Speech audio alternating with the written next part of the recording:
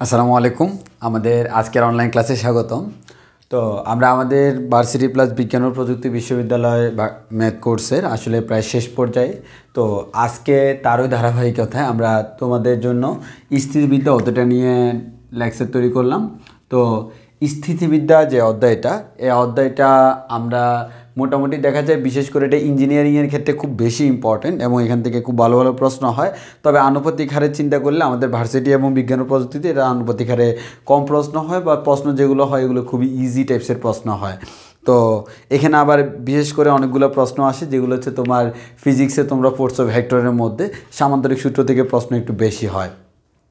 তো আমরা তাও এই অধ্যায়ে আনাচে কানাচে যতগুলো শর্টকাট আছে, যা কিছু পড়াশোনার প্রয়োজন আছে আসলে, আর যেই শর্টকাটগুলো আমাদের জানার প্রয়োজন, যেগুলো না জানলেই নয়, ওগুলো নিয়ে আমরা ইনশাল্লাহ আলোচনা করব এবং ধাপে ধাপে আমরা বিভিন্ন এক্সাম্পলের সাহায্যে আমরা তুলে ধরবো আসলে এই অধ্যায় থেকে কী ধরনের প্রশ্ন পরীক্ষা হতে পারে।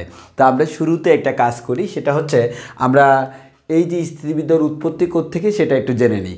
আমাদের স্থিতিবিদ্যার উৎপত্তি হচ্ছে মেইনলি হচ্ছে বলবিদ্যা থেকে। তো বলবিদ্যা কি? বলবিদ্যা হচ্ছে আমাদের বিজ্ঞানের যে শাখায় কোনো একটা বস্তুর উপর বল প্রয়োগের কারণে বস্তুর অবস্থা নিয়ে আলোচনা করে তাকে আমরা বলি বলবিদ্যা। অর্থাৎ বলবিদ্যায় হচ্ছে বস্তুর উপর বল প্রয়োগ করলেই বলবিদ্যা। এখন বস্তুর উপর বল প্রয়োগ করলে এমন হইতে পারে বস্তুটা স্থিরও থাকতে পারে, গতিশীলও থাকতে পারে। ফর এক্সাম্পল, আমাদের এখানে কোনো একটা বস্তু, এই বস্তুটার উপর আমি 10 নিউটন বল প্রয়োগ করলাম। ফর এক্সাম্পল, আমাদের 10 নিউটন বলটা এই বস্তুটাকে সরানোর জন্য পর্যাপ্ত না। দ্যাট মিনস এই বল প্রয়োগ করার কারণে এই বস্তুটা আমাদের কী থাকবে? স্থির থাকবে। কিন্তু এই বস্তুর উপরে যদি আমরা 100 নিউটন বল প্রয়োগ করি, আমি ধরে নিলাম 100 নিউটন বল প্রয়োগ করলে বস্তুটা সরে যায়, তাহলে আমরা এখন বলতে পারি এখানে বস্তুটা গতিশীল। এখন আমার এখানে এই দুইটা কেস, দুইটাই হচ্ছে আমার বলবিদ্যার অংশ। যেহেতু আমি বল প্রয়োগ করছি বস্তুর উপর, এই বস্তুর কি অবস্থা সেটা নিয়ে যেখানে আলোচনা করি সেটা হচ্ছে বলবিদ্যা। এখন কোনো একটা বস্তুর উপর বল প্রয়োগ করার কারণে বস্তুটা আমাদের স্থিরও থাকতে পারে, গতিশীলও থাকতে পারে। এখন বস্তু যদি স্থির থাকে, স্থির বস্তুর উপর যে প্রভাব সেটা নিয়ে যেখানে আলোচনা করা হয় সেটা হচ্ছে স্থিতিবিদ্যা, আর গতিশীল বস্তুর জন্য হচ্ছে গতিবিদ্যা। তো আমরা আসি, আমাদের এখানেও ঠিক সেম দুইটা অধ্যায় আছে, একটা হচ্ছে স্থিতিবিদ্যা আর একটা হচ্ছে 9 নম্বর অধ্যায় হচ্ছে সমতল বস্তু কণার গতি, যাকে আমরা শর্টলি গতিবিদ্যা বলতে পারি। তো আজকে আমাদের মেন আলোচনার বিষয় কিন্তু গতিবিদ্যা নয়, এটা হচ্ছে আমাদের 9 নম্বর অধ্যায়ে। আমাদের আজকের মেন আলোচনার বিষয় হচ্ছে স্থিতিবিদ্যা। এই স্থিতিবিদ্যার মধ্যে আমাদের আবার 3টা অংশ আছে। আমরা সাধারণত 3টা অংশে বিভক্ত করি। 1 নম্বর অংশ হচ্ছে আমাদের সাধারণত সামান্তরিক সূত্র নিয়ে এবং আমাদের বলের বিভিন্ন ধর্ম নিয়ে আলোচনা করা হয়। আর 2 নম্বরে দেখা যায় আমরা আলোচনা করছি লামির উপপাদ্য বা সাম্যাবস্থার শর্ত। এই যে কোনো একটা বস্তু যে আমাদের সাম্যাবস্থায় থাকে, এই সাম্যাবস্থার শর্ত। অ্যান্ড 3 নম্বর হচ্ছে আমরা আলোচনা করি হচ্ছে কোনো একটা বস্তুর উপর বিভিন্ন বিন্দুতে যদি বল প্রয়োগ করা হয় তার মধ্যে একটা ঘূর্ণন প্রবণতা সৃষ্টি হয়, তো ওইটা নিয়ে আমরা আলোচনা করব। তো এখন আসি, আমাদের এখানে সদৃশ সমান্তরাল বল, বিসদৃশ সমান্তরাল বল, এগুলো নিয়ে আলোচনা করা হবে। তো আমরা ধাপে ধাপে একটার পর একটা যাই, আমরা সব কিছু আজকে ইনশাল্লাহ আলোচনা করব। এবার আসি, প্রথমত তোমাকে কয়েকটা ডেফিনেশন মাস্ট জানতে হবে। সেই ডেফিনেশনগুলো হচ্ছে ভরকেন্দ্র, অন্তকেন্দ্র, পরিকেন্দ্র, লম্বকেন্দ্র। এই সবগুলো কেন্দ্র হচ্ছে কোনো একটা ত্রিভুজের জন্য। তো আসো, কোনো একটা ত্রিভুজের কাকে আমরা কি বলি? প্রথমত আসি ভাইয়া, আমরা 1 নম্বর এক্সাম্পল যদি দিই, এটা হচ্ছে মনে করো আমার একটা ত্রিভুজ। তো ত্রিভুজের মধ্যে তার যে মধ্যমা আছে, যেমন ফর এক্সাম্পল এই পয়েন্ট থেকে যদি এই বাহুর ঠিক মধ্যবিন্দু একটা দাগ অঙ্কন করি, এটা হচ্ছে একটা মধ্যমা। একইভাবে এটার মধ্যবিন্দু হচ্ছে এটা, তাহলে আমরা বিপরীত শীর্ষবিন্দু থেকে এটা দাগ অঙ্কন করবো, এটা হচ্ছে মধ্যমা। একইভাবে এই ক্ষেত্রে হচ্ছে আমাদের এটা মধ্যমা। কোনো একটা ত্রিভুজের ক্ষেত্রে মধ্যমা থাকে 3টা, ওই 3টা মধ্যমা 100% কনফার্ম কোনো একটা বিন্দুতে কী হবে? মিলিত হবে। যেই বিন্দুতে মিলিত হলো এই বিন্দুটাকে আমরা নাম দিই হচ্ছে ভরকেন্দ্র। তাহলে আমরা এখান থেকে পাইলাম হচ্ছে এটা হচ্ছে আমাদের ভরকেন্দ্র। তাহলে ভরকেন্দ্র যদি জিজ্ঞেস করা হয়, ভরকেন্দ্র মানে কি? কোনো একটা ত্রিভুজের মধ্যমা ত্রয়ের ছেদবিন্দু, মধ্যমা 3টা আছে, তাহলে মধ্যমা ত্রয়ের আমি সংক্ষেপে লিখে দিছি, মধ্যমা ত্রয়ের যে ছেদবিন্দু তাকে আমরা বলতেছি হচ্ছে ভরকেন্দ্র। এবার আসো ভাইয়া অন্তকেন্দ্র। অন্ত মানে কি? ভিতরে। আমাদের সিম্পল কথা হচ্ছে, কোনো একটা ত্রিভুজ মনে করো আমার আছে, তার ভিতরে কয়টা কোণ আছে ভাইয়া? 3টা কোণ আছে।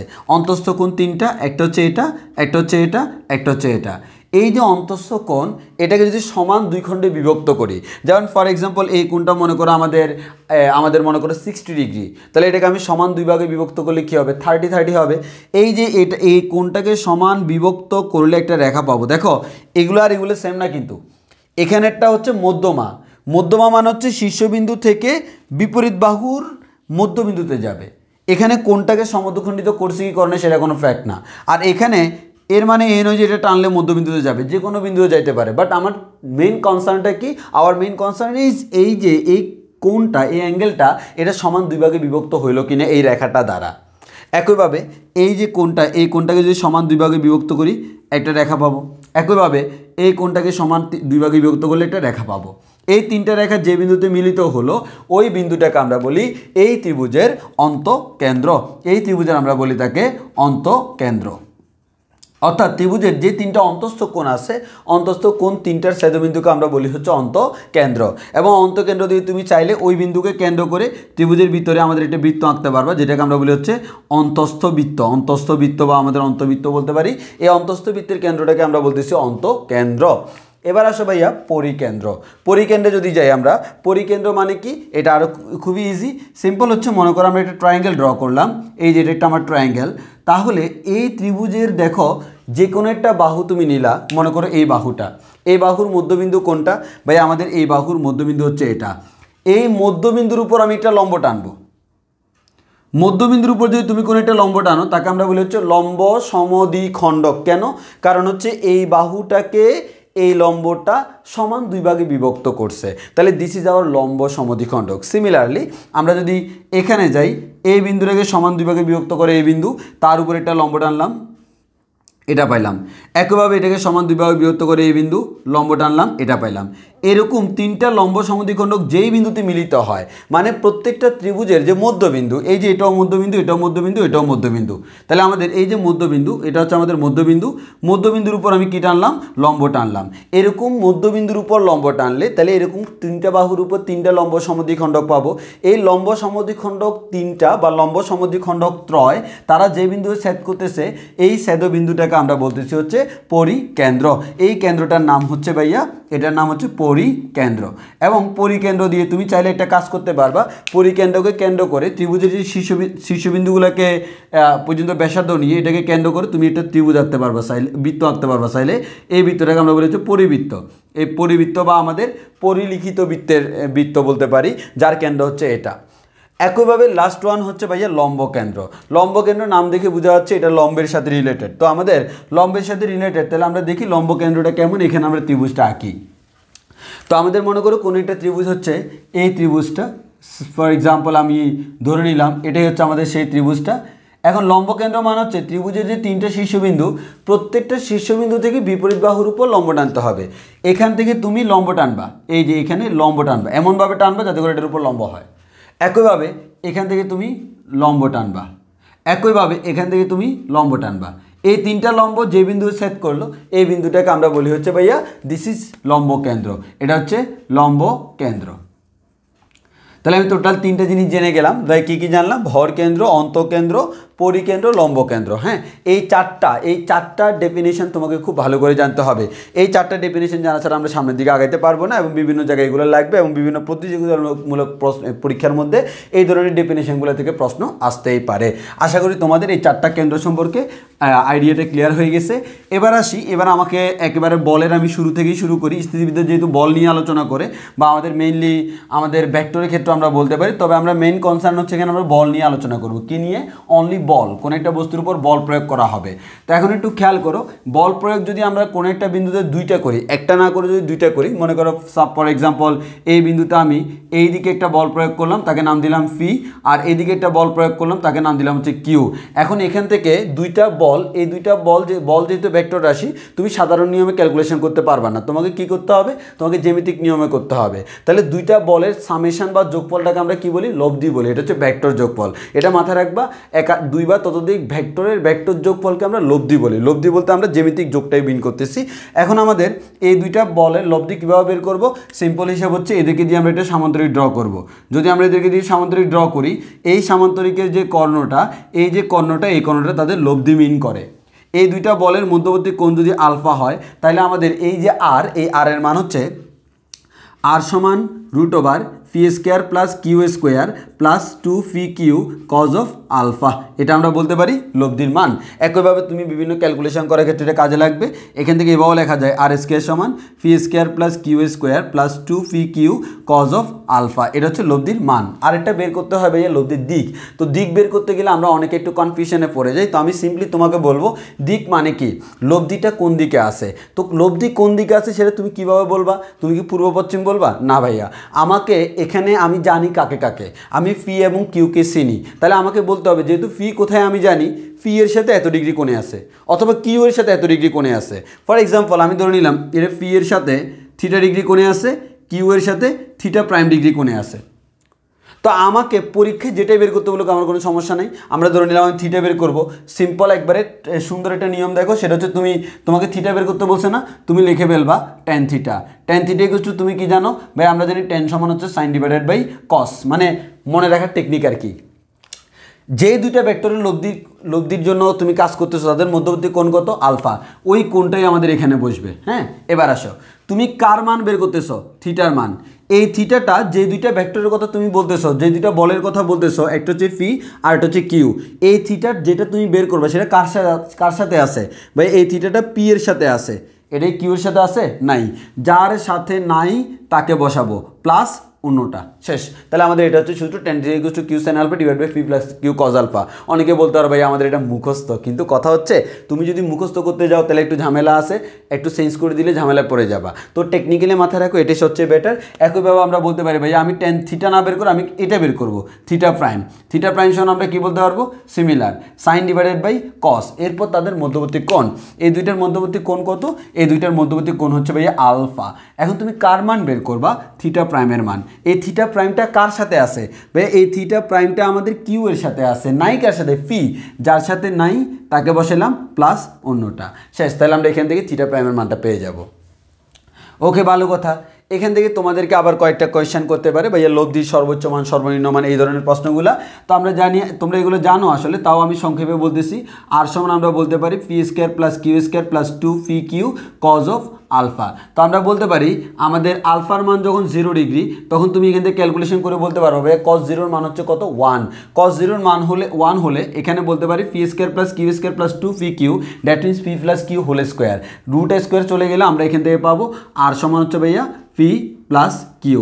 সিমিলারলি আলফার মান যদি কখনো 90 ডিগ্রি হয় তখন আমি লব্ধির মান পাচ্ছি আর সমান root over p square plus q square.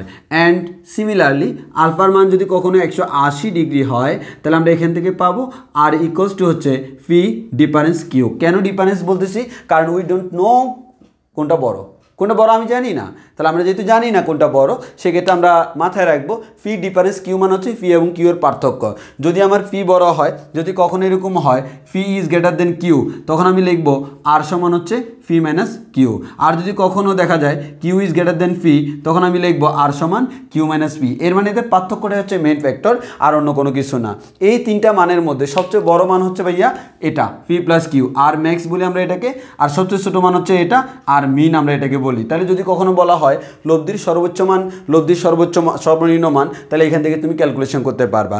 যেমন ফর এক্সাম্পল তোমাকে অনেক সময় পরীক্ষা বলতে পারে, তোমাকে পরীক্ষা বলে দিল দুইটি ভেক্টরের লব্ধির সর্বোচ্চ মান, লব্ধির বলা হলো এরকম একটা ম্যাথ বলা হলো লব্ধির সর্বোচ্চ মান আমাকে বলা হলো হচ্ছে লব্ধির সর্বোচ্চ মান হচ্ছে 14 নিউটন, এবং বলা হলো লব্ধির যে সর্বনিম্ন মান সেই সর্বনিম্ন মান হচ্ছে 6 নিউটন। তোমাকে বলে দিল কোয়েশ্চানে বলা হলো বলদ্বয় কত, তো তুমি ধরে নিলে সামহাও বল দুইটা হচ্ছে ফি এবং কিউ, তাহলে ফি এবং কিউ কত তোমাকে আস্ক করলো। এখন তুমি যে কাজটা করতে পারো ভাই, আমাকে লব্ধির সর্বোচ্চ মান মানে কি তাদের যোগফল, আমি ধরে নিচ্ছি ফিটা বড়, তাহলে আমাদের ফি প্লাস কিউ সমান হচ্ছে ভাইয়া 14 নিউটন, আর ফি মাইনাস কিউ সমান হচ্ছে ভাইয়া 6 নিউটন। দুইটাকে যোগ করলে পাবো 2 ফি ইকুয়ালস হচ্ছে 20 নিউটন, দ্যাট মিনস হচ্ছে ফি ইকুয়ালস টু হচ্ছে ভাইয়া আমাদের 10 নিউটন। তাহলে আমাদের ফি এর মান পেয়ে গেলাম।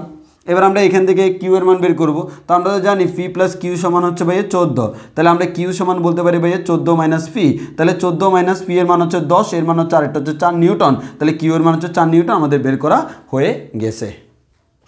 তাহলে এটা হচ্ছে আমাদের বের করা হয়ে গেল যে আমরা লব্ধির সর্বোচ্চ এবং সর্বনিম্ন মান দেওয়া থাকলে এখান থেকে আমরা খুব ইজিলি ক্যালকুলেশন করতে পারবো। তো আবার অনেক সময় এই ধরনের প্রশ্ন করতে পারে, আমাদের এই ধরনের প্রশ্ন করতে পারে যে এরকম যে তোমাকে বলা হলো ভাইয়া দুইটি বল দেওয়া আছে, একটি হচ্ছে 5 নিউটন একটি হচ্ছে 5 নিউটন আর একটা হচ্ছে 7 নিউটন। তো বলা হলো এদের লব্ধি কোনটি হতে পারে না, এদের লব্ধি কোনটি হতে পারে না, কোনটি হতে পারে না, এই ধরনের প্রশ্ন করা হলো। এদের লব্ধি কোনটি হতে পারে না। তোমাকে এ নাম্বার বলা হলো, তোমাকে এ নাম্বারে বলা হলো 10 নিউটন, তোমাকে বি নাম্বারে বলা হলো 1 নিউটন, তোমাকে সি নাম্বারে বলা হলো ফর এক্সাম্পল এটা 6 নিউটন, তোমাকে ডি নাম্বারে বলা হলো মনে করো এটা হচ্ছে 9 নিউটন। দেন তোমাকে এটা সলভ করতে হবে। কিভাবে সলভ করবা? অ্যাকচুয়ালি তুমি তো এখন তুমি আমাকে বলো ভাইয়া বল দুইটার মধ্যবর্তী কোণ তো দেওয়া নেই, তোমাকে সেটা বলা নেই, তোমাকে বলছে হচ্ছে মধ্যবর্তী কোণ দেওয়া থাকলে লব্ধি কত সেটা তো আমি ডাইরেক্ট বের করতে পারবো। এখন আমাকে বলছে কোন লব্ধিটা হওয়া সম্ভব না, কারণ আমরা জানি মধ্যবর্তী কোণ চেঞ্জ করলে লব্ধির মানটাও চেঞ্জ হয়। এখন আমাকে এমন কাজ করতে হবে যে কোনটা লব্ধির মান হইতে পারে না। তো সিম্পল হিসাব হচ্ছে ভাইয়া আমি তো জানি লব্ধির সর্বোচ্চ মান আর ম্যাক্স সমান কত যোগফল, তাহলে 7 + 5 সমান হচ্ছে 12 নিউটন। একইভাবে লব্ধির সর্বনিম্ন মান কত, লব্ধির সর্বনিম্ন মান হচ্ছে 7 - 5 মান হচ্ছে 2 নিউটন। এর মানে এই যে 5 নিউটন এবং 7 নিউটন মানে দুইটা বল আছে, এই দুইটা বলের মধ্যে লব্ধির সর্বোচ্চ মান হচ্ছে 2 নিউটন, সর্বনিম্ন মান হচ্ছে 12 নিউটন। এর মানে লব্ধিটা হওয়া সম্ভব হচ্ছে 2 থেকে শুরু করে 12 এই রেঞ্জের মধ্যে যে কোনো মান তার লব্ধি হইতে পারে।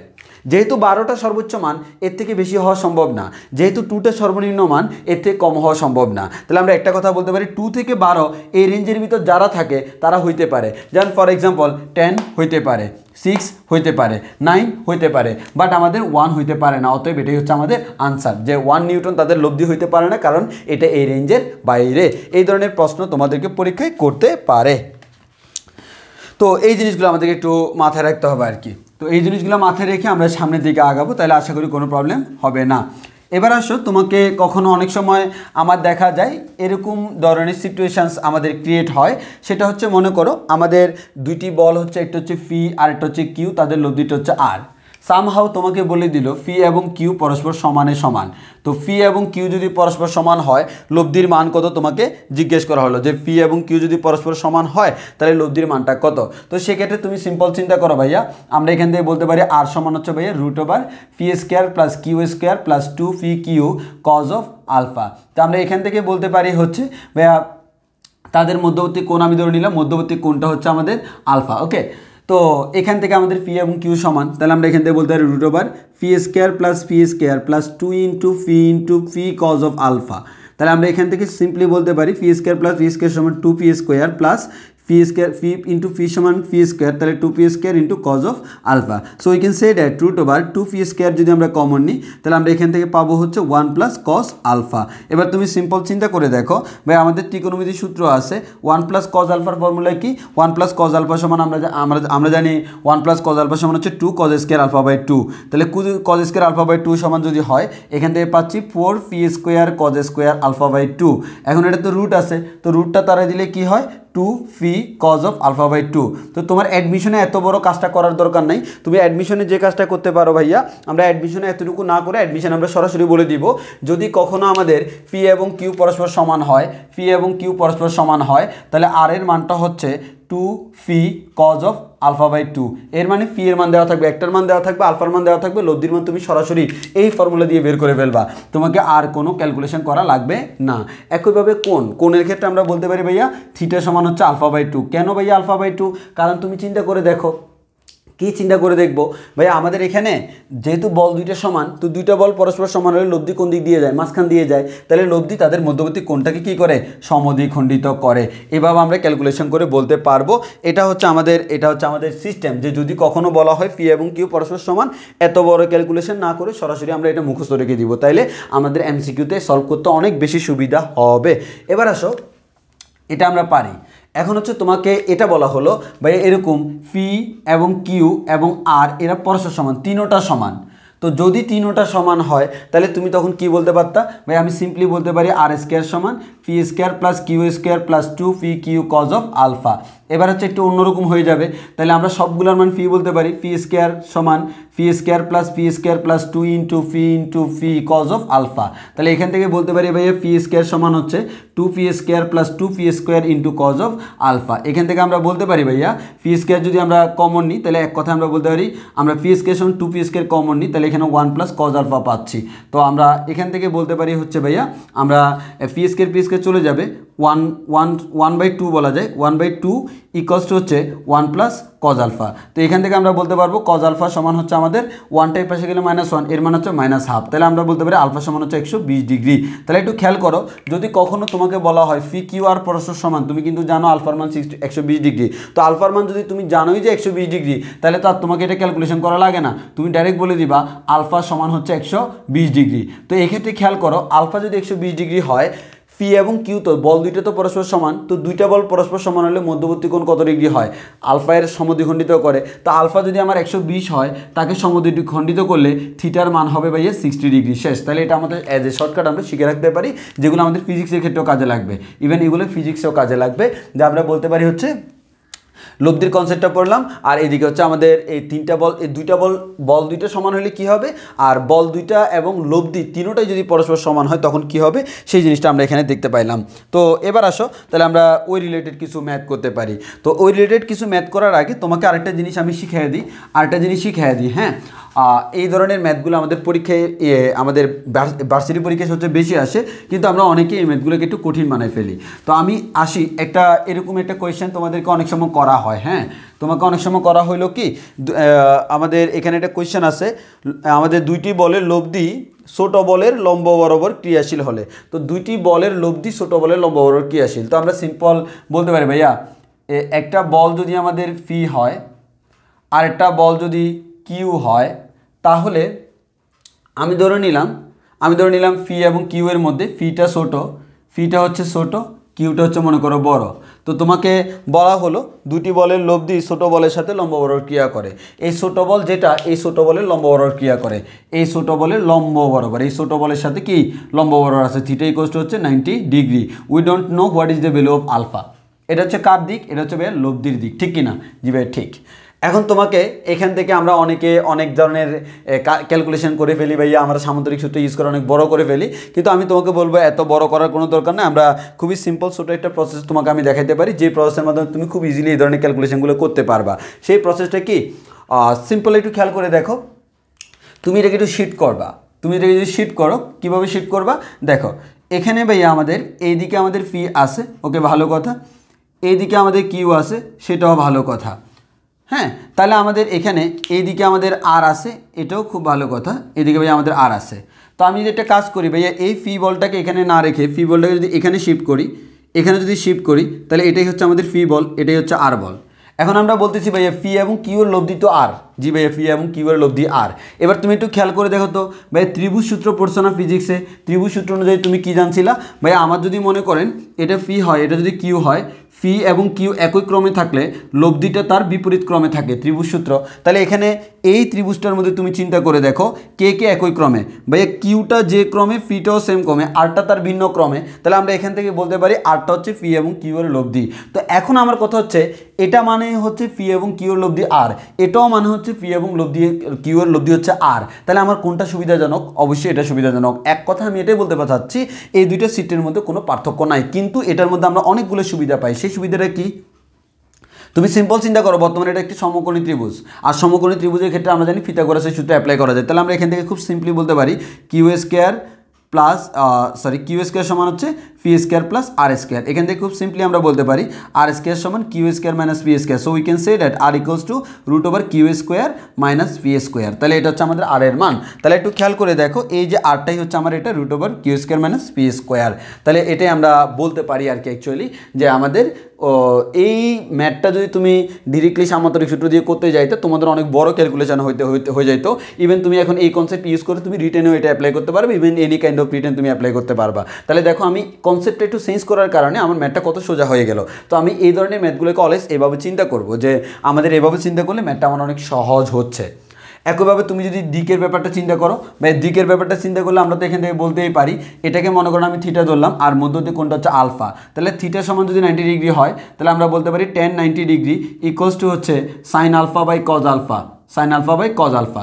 এবার হচ্ছে আমি থিটা আমি কার কোণ বের করতেছি, আমি এই 90 ডিগ্রিটার জন্য ফর্মুলা করলাম, যার জন্য ফর্মুলা করলাম এই থিটাটা সে কার সাথে আছে, ফি এর সাথে আছে, নাই কার সাথে, কিউ, যার সাথে নাই তাকে বসালাম প্লাস অন্যটা, শেষ। এবার tan 90 ডিগ্রি মান কত, আমরা জানি ভাই tan 90 ডিগ্রি মান হচ্ছে 1/0, কেন, তুমি অসংজ্ঞায়িত লিখলে তো ক্যালকুলেশন করতে পারবা না, তাহলে tan সমান আমরা কি জানি সাইন বাই কস, তাহলে tan 90 সমান হচ্ছে tan 90 সমান আমরা বলতে পারি সাইন 90 ডিভাইডেড বাই কস 90। এবার দেখো সাইন 90 এর মান হচ্ছে 1, কস 90 এর মান হচ্ছে কত, 0, 1/0, তাহলে আমরা এখান থেকে বলতে পারি 1/0 ইকুয়ালস টু হচ্ছে q sine alpha divided by fee plus Q cos alpha. তাহলে এখান থেকে আমরা সিম্পলি বলতে পারি ভাইয়া phi plus Q cos alpha equals to হচ্ছে 0, তাহলে আমরা এখান থেকে বলতে পারি কস আলফা ইকুয়ালস টু হচ্ছে minus phi divided by q. এখান থেকে আমরা বলতে পারি আলফা ইকুয়ালস টু হচ্ছে cos inverse minus phi divided by q. এখন তুমি চাইলে এটা মুখস্থ করে ফেলতে পারো, যেহেতু আমরা এখানে এটাকে ছোট ধরছি এটাকে বড় ধরছি, তাহলে আমরা এখান থেকে খুব সিম্পলি বলতে পারি ভাই আলফা সমান কস ইনভার্স, আলফা সমান কস ইনভার্স মাইনাস ছোট বাই বড়, মাইনাস ছোট বাই বড়, শেষ। অর্থাৎ ছোটোটা উপরে বড়টা নিচে, এটা দিয়ে তুমি সরাসরি ক্যালকুলেশন করে ফেলতে পারবা আলফার মান যদি কখনো বের করা লাগে। এবং তুমি এখান থেকে আর সমান √কিউ² মাইনাস পি স্কয়ার এটা মুখস্থ রাখলে সরাসরি এই ধরনের ম্যাথগুলো তুমি করে ফেলতে পারবা। আশা করি আমাদের এই ধরনের ম্যাথগুলোর মধ্যে কোনো সমস্যা হবে না। তো আমাদের এই ধরনের ম্যাথগুলো আমরা এইভাবে করতে পারি আর কি। ওকে, এবার আমরা তাহলে এই রিলেটেড কয়েকটা প্রবলেম দেখি। তাহলে একটু খেয়াল করে দেখো, প্রায় সিমিলার টাইপস অফ প্রবলেম আমি কয়েকটা তোমাদের জন্য চুজ করছি। এই ধরনের প্রশ্নগুলো পরীক্ষা আসতে পারে, যত ধরনের পরিবর্তন থাকতে পারে সব পরিবর্তন দিয়ে আমি 3 টাইপস অফ এক্সাম্পল এখানে দেখাচ্ছি। তো বেসিক কিন্তু একটাই। দেখো আমরা প্রথমে 1 নম্বর কোয়েশ্চেনটা দেখি। কোনো বিন্দুতে 120 ডিগ্রি কোণে ক্রিয়াশীল দুইটি বলের, তাহলে 120 ডিগ্রি কোণে দুইটি বল ক্রিয়াশীল আছে, তাহলে আমি এখানে ডিরেক্টলি সরাসরি লিখে ফেলি। একটা বল মনে করো আমাদের এদিকে আছে, আরেকটা বল এদিকে আছে, বলদ্বয়ের মধ্যবর্তী কোণ 120 ডিগ্রি ওরা বলিয়ে দিয়ে আছে। তাহলে একটু খেয়াল করে দেখো, দুটি বলের লব্ধি ক্ষুদ্রতরটির সাথে সমকোণ উৎপন্ন করে। তাহলে এই দুইটার মধ্যে কোনটা ক্ষুদ্র কোনটা বৃহত্তম আমি জানি না, এটাকে ফি ধরলাম এটাকে কিউ ধরলাম, তা আমি তো এটা আননোন, তাহলে আমাকে ক্ষুদ্রতরটির সাথে সমকোণ, তো আমি ধরে নিলাম এটার সাথে সমকোণ। তো এটার সাথে যদি সমকোণ হয় দ্যাট মিনস এটাই আমার ক্ষুদ্র, কারণ ওরা বলে দিয়েছে ক্ষুদ্রতরটির সাথে সমকোণে।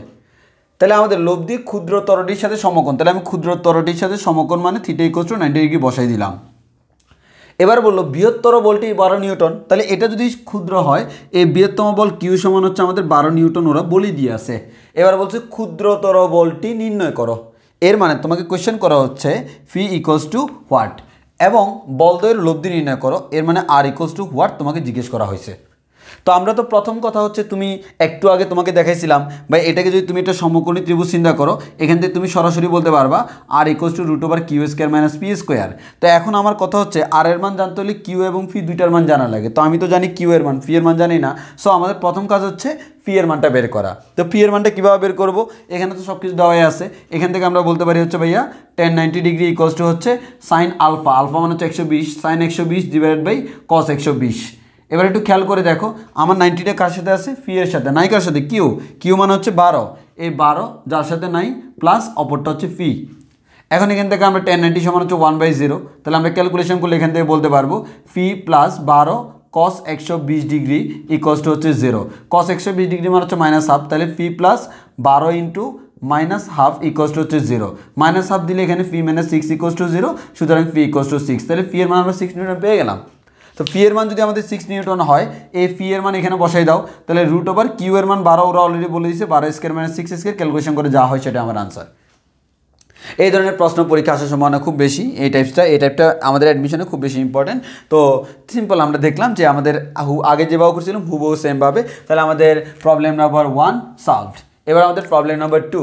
তো প্রবলেম নাম্বার 2তে তোমাকে কি বলছে খেয়াল করো, কোনো কণার উপর ক্রিয়ারত দুইটি বলের লব্ধি একটি বলের উপর লম্ব, দুইটি বলের লব্ধি একটি বলের উপর লম্ব। তাহলে আমরা জানি না কে কার উপর লম্ব, তাহলে আমি জাস্ট এমনি বলে দিলাম এই যে এদিকে একটা বল আছে ফি, তার উপর লম্ব হচ্ছে কে, লব্ধিটা, তাহলে আরেকটা বল এদিকে থাকবে সেটাকে আমরা নাম দিলাম হচ্ছে কিউ। তো তোমাকে বলা হলো কোনো কণার উপর ক্রিয়ারত দুইটি বলের লব্ধি একটি বলের উপর লম্ব, তাহলে আমাদের একটি বলের উপর লম্ব, কার উপর লম্ব, ফি এর উপর লম্ব। তাহলে এখানে যে একটি বলের কথা বলছে সেই বলটাকে আমরা ফি ধরে নিছি। এবং অপরটিকে কিউ, অপরটির 1/3, তাহলে এই লব্ধির মানটা হচ্ছে অপরটি মানে কিউ, কিউ এর 1/3 মানে হচ্ছে কিউ এর 3/1 Q/3, তাহলে আর এর মান Q/3 পেয়ে গেলাম। এবার বলা হলো তোমাকে বলদ্বয়ের মানের অনুপাত কত, তোমাকে কোয়েশ্চেন করা হলো বলদ্বয়ের মানের অনুপাত কত। এর মানে তোমাকে এখান থেকে বল দুইটার অনুপাতটা বলতে হবে, এর মানে হচ্ছে ফি এবং কিউ এর অনুপাত কত সেটা তোমাকে বলতে হবে।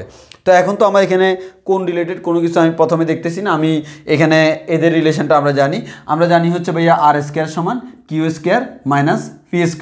ইভেন এখানে আর এর মান দেওয়া আছে Q/3, তাহলে আমরা এখান থেকে বলতে পারি Q²/9 ইকুয়ালস টু হচ্ছে Q² মাইনাস P²। এরকমই তো বলা যায়। জি ভাই, তাহলে এখান থেকে বলা যায় P² সমান এখানে আছে Q² মাইনাস Q²/9। তো আমাদের Q²/9, তাহলে আমি লসাগু নিলে 9, আর এখানে 9 Q² মাইনাস Q² মানে হচ্ছে আমাদের 8Q²। তো আমরা এখান থেকে বলতে পারি ভাইয়া P²/Q² ইকুয়ালস টু হচ্ছে 8/9, অর্থাৎ আমাদের P² সমান যদি এই P² এর মানটা যদি আমাদের 8Q²/9 হয়, এই যে Q²টা নিচে আনলাম, P²/Q² সমান হচ্ছে 8/9। তো আমাকে তো বের করতে বলছে বল দুইটার কি অনুপাত বের করতে বলছে, তাই না? তাহলে আমাদের অনুপাতটা কত হবে? তো অনুপাতটা আমি সিম্পলি এখান থেকে বলতে পারবো ভাইয়া P/Q। তাহলে আমরা এখান থেকে বলতে পারি ভাইয়া অনুপাত হচ্ছে আমাদের P/Q সমান এখান থেকে বলা যায় আমাদের লসাগু করলে √8, √8 মানে হচ্ছে 4 × 8, এর মানে হচ্ছে আমাদের 2√2/3। তাহলে সুতরাং P/Q ইকুয়ালস টু হচ্ছে আমাদের 2√2:3। তাহলে আমাদের বলদ্বয়ের মানের অনুপাত বের করলাম, অনুপাত বের করা হয়ে গেছে। এখানে অন্য কোনো কিছুর আমাদের প্রয়োজন হচ্ছে না। And our last example is, তোমাকে বলা হলো সমমানের দুইটি বলের লব্ধির বর্গ। তাহলে প্রথম কথা হচ্ছে তোমাকে বলা হলো যে দুইটা বলের কথা বলতেছে, বল দুইটা হচ্ছে সমমানের বল। তাহলে তোমাকে বলেই দিছে সমমানের দুইটি বলের লব্ধি। তাহলে আমাদের সমমানের বল মানে হচ্ছে পি এবং কিউ পরস্পর সমান। বলা হলো লব্ধির বর্গ, এর মানে লব্ধির বর্গ মানে হচ্ছে R²। লব্ধির বর্গ বলদ্বয়ের গুণফলের 3 গুণ। তাহলে লব্ধির বর্গটা কার 3 গুণ?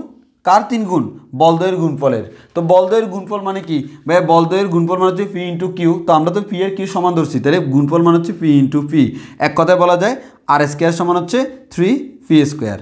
এবার তোমাকে কোয়েশ্চেন করা হলো এদের মধ্যবর্তী কোণ কত। সিম্পল জিনিস, আমরা জানি হচ্ছে R² সমান P² plus Q² plus 2PQ cos of alpha. তাহলে একটু খেয়াল করে দেখো, R² এর মান কত? 3P², P² এর মান কত? P², Q² এর মান কত? P², 2PQ মানে কত? আমাদের 2P²। একসাথে বলে দিলাম আমাদের P/P সমান P² কজ অফ আলফা। এবার আমরা এখান থেকে এই যে P² প্লাস P² সমান একসাথে বলে দিই 2P²। এই 2P² কমন নিলাম, কমন নিলে P² কাটাকাটি 3 ইকুয়ালস টু হচ্ছে আমরা 2 × 1 প্লাস কজ আলফা বলতে পারি। তাহলে আমরা এখান থেকে আলফার মান বের করতে পারবো না? অবভিয়াসলি পারবো। তাহলে তোমাদের এই কাজটাই রইলো, তোমরা এখান থেকে আলফার মানটা বের করে ফেলবা। এবং যদি আমার ভুল না হয়ে থাকে আলফার মান বের হবে 60 ডিগ্রি, সেটা তোমরা বের করে ফেলবা। তাহলে এটাই হচ্ছে আমাদের বল রিলেটেড আমরা ক্যালকুলেশন বলতে পারি। এভাবে আমরা ক্যালকুলেশনগুলো করতে পারবো। এবার আমরা আরেকটা ম্যাথ দেখাবো। এই ম্যাথটা হচ্ছে আমাদের মোটামুটি বিভিন্ন ভার্সিটিতে অনেকবার আসছে, তো সেই ম্যাথটা আমরা দেখাবো। তবে আমরা জেনারেল প্রসেসে না করি, সেটা শর্টকাট ওয়েতে করব। কারণ হচ্ছে যে আমরা জেনারেল ওয়েতে করলে অনেক লম্বা একটা ম্যাথ হয়ে যায়, কিন্তু শর্টকাট ওয়েতে করলে এই ম্যাথটা অনেক সোজা হয়। তো আমরা সেই শর্টকাট ওয়েটা তোমাদেরকে দেখাবো। আচ্ছা, এবার দেখি আমাদের এই কোয়েশ্চেনটা অন্যতম ইম্পর্টেন্ট এবং আমাদের আসলে অনেক বেশি কাজে লাগে এটা, এরকম টাইপসের একটা কোয়েশ্চেন। তো সেক্ষেত্রে আমি তোমাকে আগে শর্টকাটে শিখাই দিই, তারপরে আমি বাকি কাজটা। মনে করে এখানে আমার একটা বল ফি কাজ করতেছে, এখানে একটা বল কিউ কাজ করতেছে, তাদের লব্ধিটা হচ্ছে এটা। তো আমরা যদি এখানে ফি এবং কিউকে চেঞ্জ করি, তোমরা জানো ফি এবং কিউকে চেঞ্জ করলে লব্ধির মান দিক এগুলো চেঞ্জ হয়ে যেতে পারে। তো আমার এখানে মেইন কনসার্নটা হচ্ছে আমি ফিটাকে চেঞ্জ করব, অর্থাৎ ফি যেটা আছে ফিটাকে চেঞ্জ করে ফি প্রাইম বানাই দিলাম। আগের মতোই আছে, জাস্ট মানটা চেঞ্জ করে দিলাম। বলের মান আগে যা আছে বর্তমানে নতুন একটা দিলাম। কিউ এই বলটাকেও চেঞ্জ করে দিলাম। এখন যেহেতু দুইটা বলকে তুমি চেঞ্জ করে দিয়েছো, দ্যাট মিনস লব্ধির মান চেঞ্জ হবে, এটা শিওর। কিন্তু লব্ধির দিক চেঞ্জ হইতেও পারে, নাও হইতে পারে। এখন আমার কথা হচ্ছে বলগুলাকে পরিবর্তন করার পর লব্ধির দিক যদি হুবহু আগের মতো থাকে, মানে আগে লব্ধির দিক যেদিকে ছিল এখনও সেম দিকে, কিন্তু বল দুইটা ভিন্ন, একই ডিরেকশানে, কিন্তু বল দুইটা এখন ভিন্ন। বল দুইটাকে আমি চেঞ্জ করে ফেলছি, চেঞ্জ করার পরেও লব্ধির দিকের কোনো পরিবর্তন হয় নাই। যদি এরকম হয় লব্ধির দিকের কোনো পরিবর্তন না হয়, তাহলে আমরা বলতে পারবো এই জিনিসটা না হওয়ার শর্ত হচ্ছে এখানে দুইটা বলের অনুপাত আর এখানে দুইটা বলের অনুপাত সেম। এখানে ফি এবং কিউর অনুপাত এবং এখানে ফি প্রাইম এবং কিউ প্রাইমের অনুপাত সেম, এর মানে ফি বাই কিউ সমান ফি প্রাইম বাই কিউ প্রাইম, শেষ, আর কিচ্ছু লাগবে না। এ বল ডিভাইড বাই এ বল সমান এ বল ডিভাইড বাই এ বল। এটা যদি আমরা করি তাহলে আমরা 2 লাইনে ম্যাথ মিলাই ফেলতে পারবো, না হয় এই ম্যাথটা 1 পৃষ্ঠা করা লাগবে। সো আমরা 1 পৃষ্ঠা ম্যাথ করবো না, 2 লাইনে মিলাই দিব। এবার আসো এই ম্যাথটা আমাদের বিভিন্ন বিশ্ববিদ্যালয়ে আসছে, তোমার ঢাকা ভার্সিটিতে আসছে, রাজশাহী ভার্সিটিতে, খুলনা ভার্সিটিতে আসছে, তারপর হচ্ছে ইসলামিক ইউনিভার্সিটিতে আসছে, অনেকবার আসছে, বুঝতে পারতেছো। তো আমরা আসি এই ম্যাথটা করে ফেলি খুবই ইজি ওয়েতে। কোনো বিন্দুতে ফি এবং 2পি মানের দুইটি বল ক্রিয়াশীল, তাহলে কারা কারা ক্রিয়াশীল ভাই? সিম্পল কথা হচ্ছে কোন একটা জায়গায় আমাদের একটা বল হচ্ছে ফি আর একটা বল মনে করো আমাদের 2পি, ফি এবং 2পি মানে দুইটি বল পরস্পর আমাদের ক্রিয়াশীল কোন একটা জায়গায়। বললো প্রথম বলটিকে দ্বিগুণ করে, তাহলে এই প্রথম বল মানে কি ফিটাকে আমি দ্বিগুণ করে দিলাম। প্রথম বলটিকে দ্বিগুণ করে দ্বিতীয়টির মান 8 একক বৃদ্ধি করলে, দ্বিতীয়টার মান যা ছিল তার সাথে 8 বাড়াইছি, তাহলে প্রথম বলটিকে দ্বিগুণ করে দ্বিতীয়টির মান 8 একক বৃদ্ধি করে দিছি। তাহলে আমাদের আগে ছিল ফি এবং 2পি মানে দুইটি বল, তাদের লব্ধি মনে করে এই বরাবর কাজ করতো। এখন হচ্ছে ফিটাকে আমি দ্বিগুণ করে দিলাম আর 2পিটাকে 8 একক বাড়াই দিলাম, বৃদ্ধি করলে লব্ধির দিক অপরিবর্তিত থাকে। মেইন কথা হচ্ছে এটা, লব্ধির দিক অপরিবর্তিত থাকে। ফি এর মান নির্ণয় করো, লব্ধির দিক অপরিবর্তিত থাকে, কোনো টেনশন নাই। তাহলে আমরা বলতে পারবো এই দুইটার অনুপাত কত, ফি ডিভাইডেড বাই 2পি, এই দুইটার অনুপাত কত 2পি, এই যে এটা ডিভাইড বাই এটা 2পি প্লাস 8। তাহলে আমাদের ফি কাটাকাটি 1/2, তাহলে আমরা এখান থেকে আবার এখান থেকে তো 2 কমন নেওয়া যায়, 2 কমন নিলে আমরা এখান থেকে বলতে পারি ভাইয়া ফি প্লাস 4 থাকে আর উপরে অনলি ফি থাকে, তাই না? তাহলে আমরা এখান থেকে বলতে পারবো 1/2 সমান, তাহলে আমরা এখান থেকে বলতে পারি 1/2 সমান ফি ডিভাইডেড বাই ফি প্লাস 4। এখন তুমি বজ্রগুণন করো, বজ্রগুণন করলে হচ্ছে ভাই ফি প্লাস 4 সমান হচ্ছে 2পি, দ্যাট মিনস সুতরাং আমরা এখান থেকে বলতে পারি ফি সমান হচ্ছে 4 একক।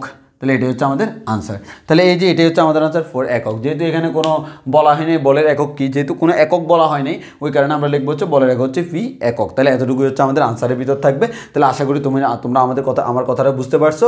বল রিলেটেড আমাদের এই ধরনের প্রশ্নগুলো আমাদের পরীক্ষায় আসতে পারে।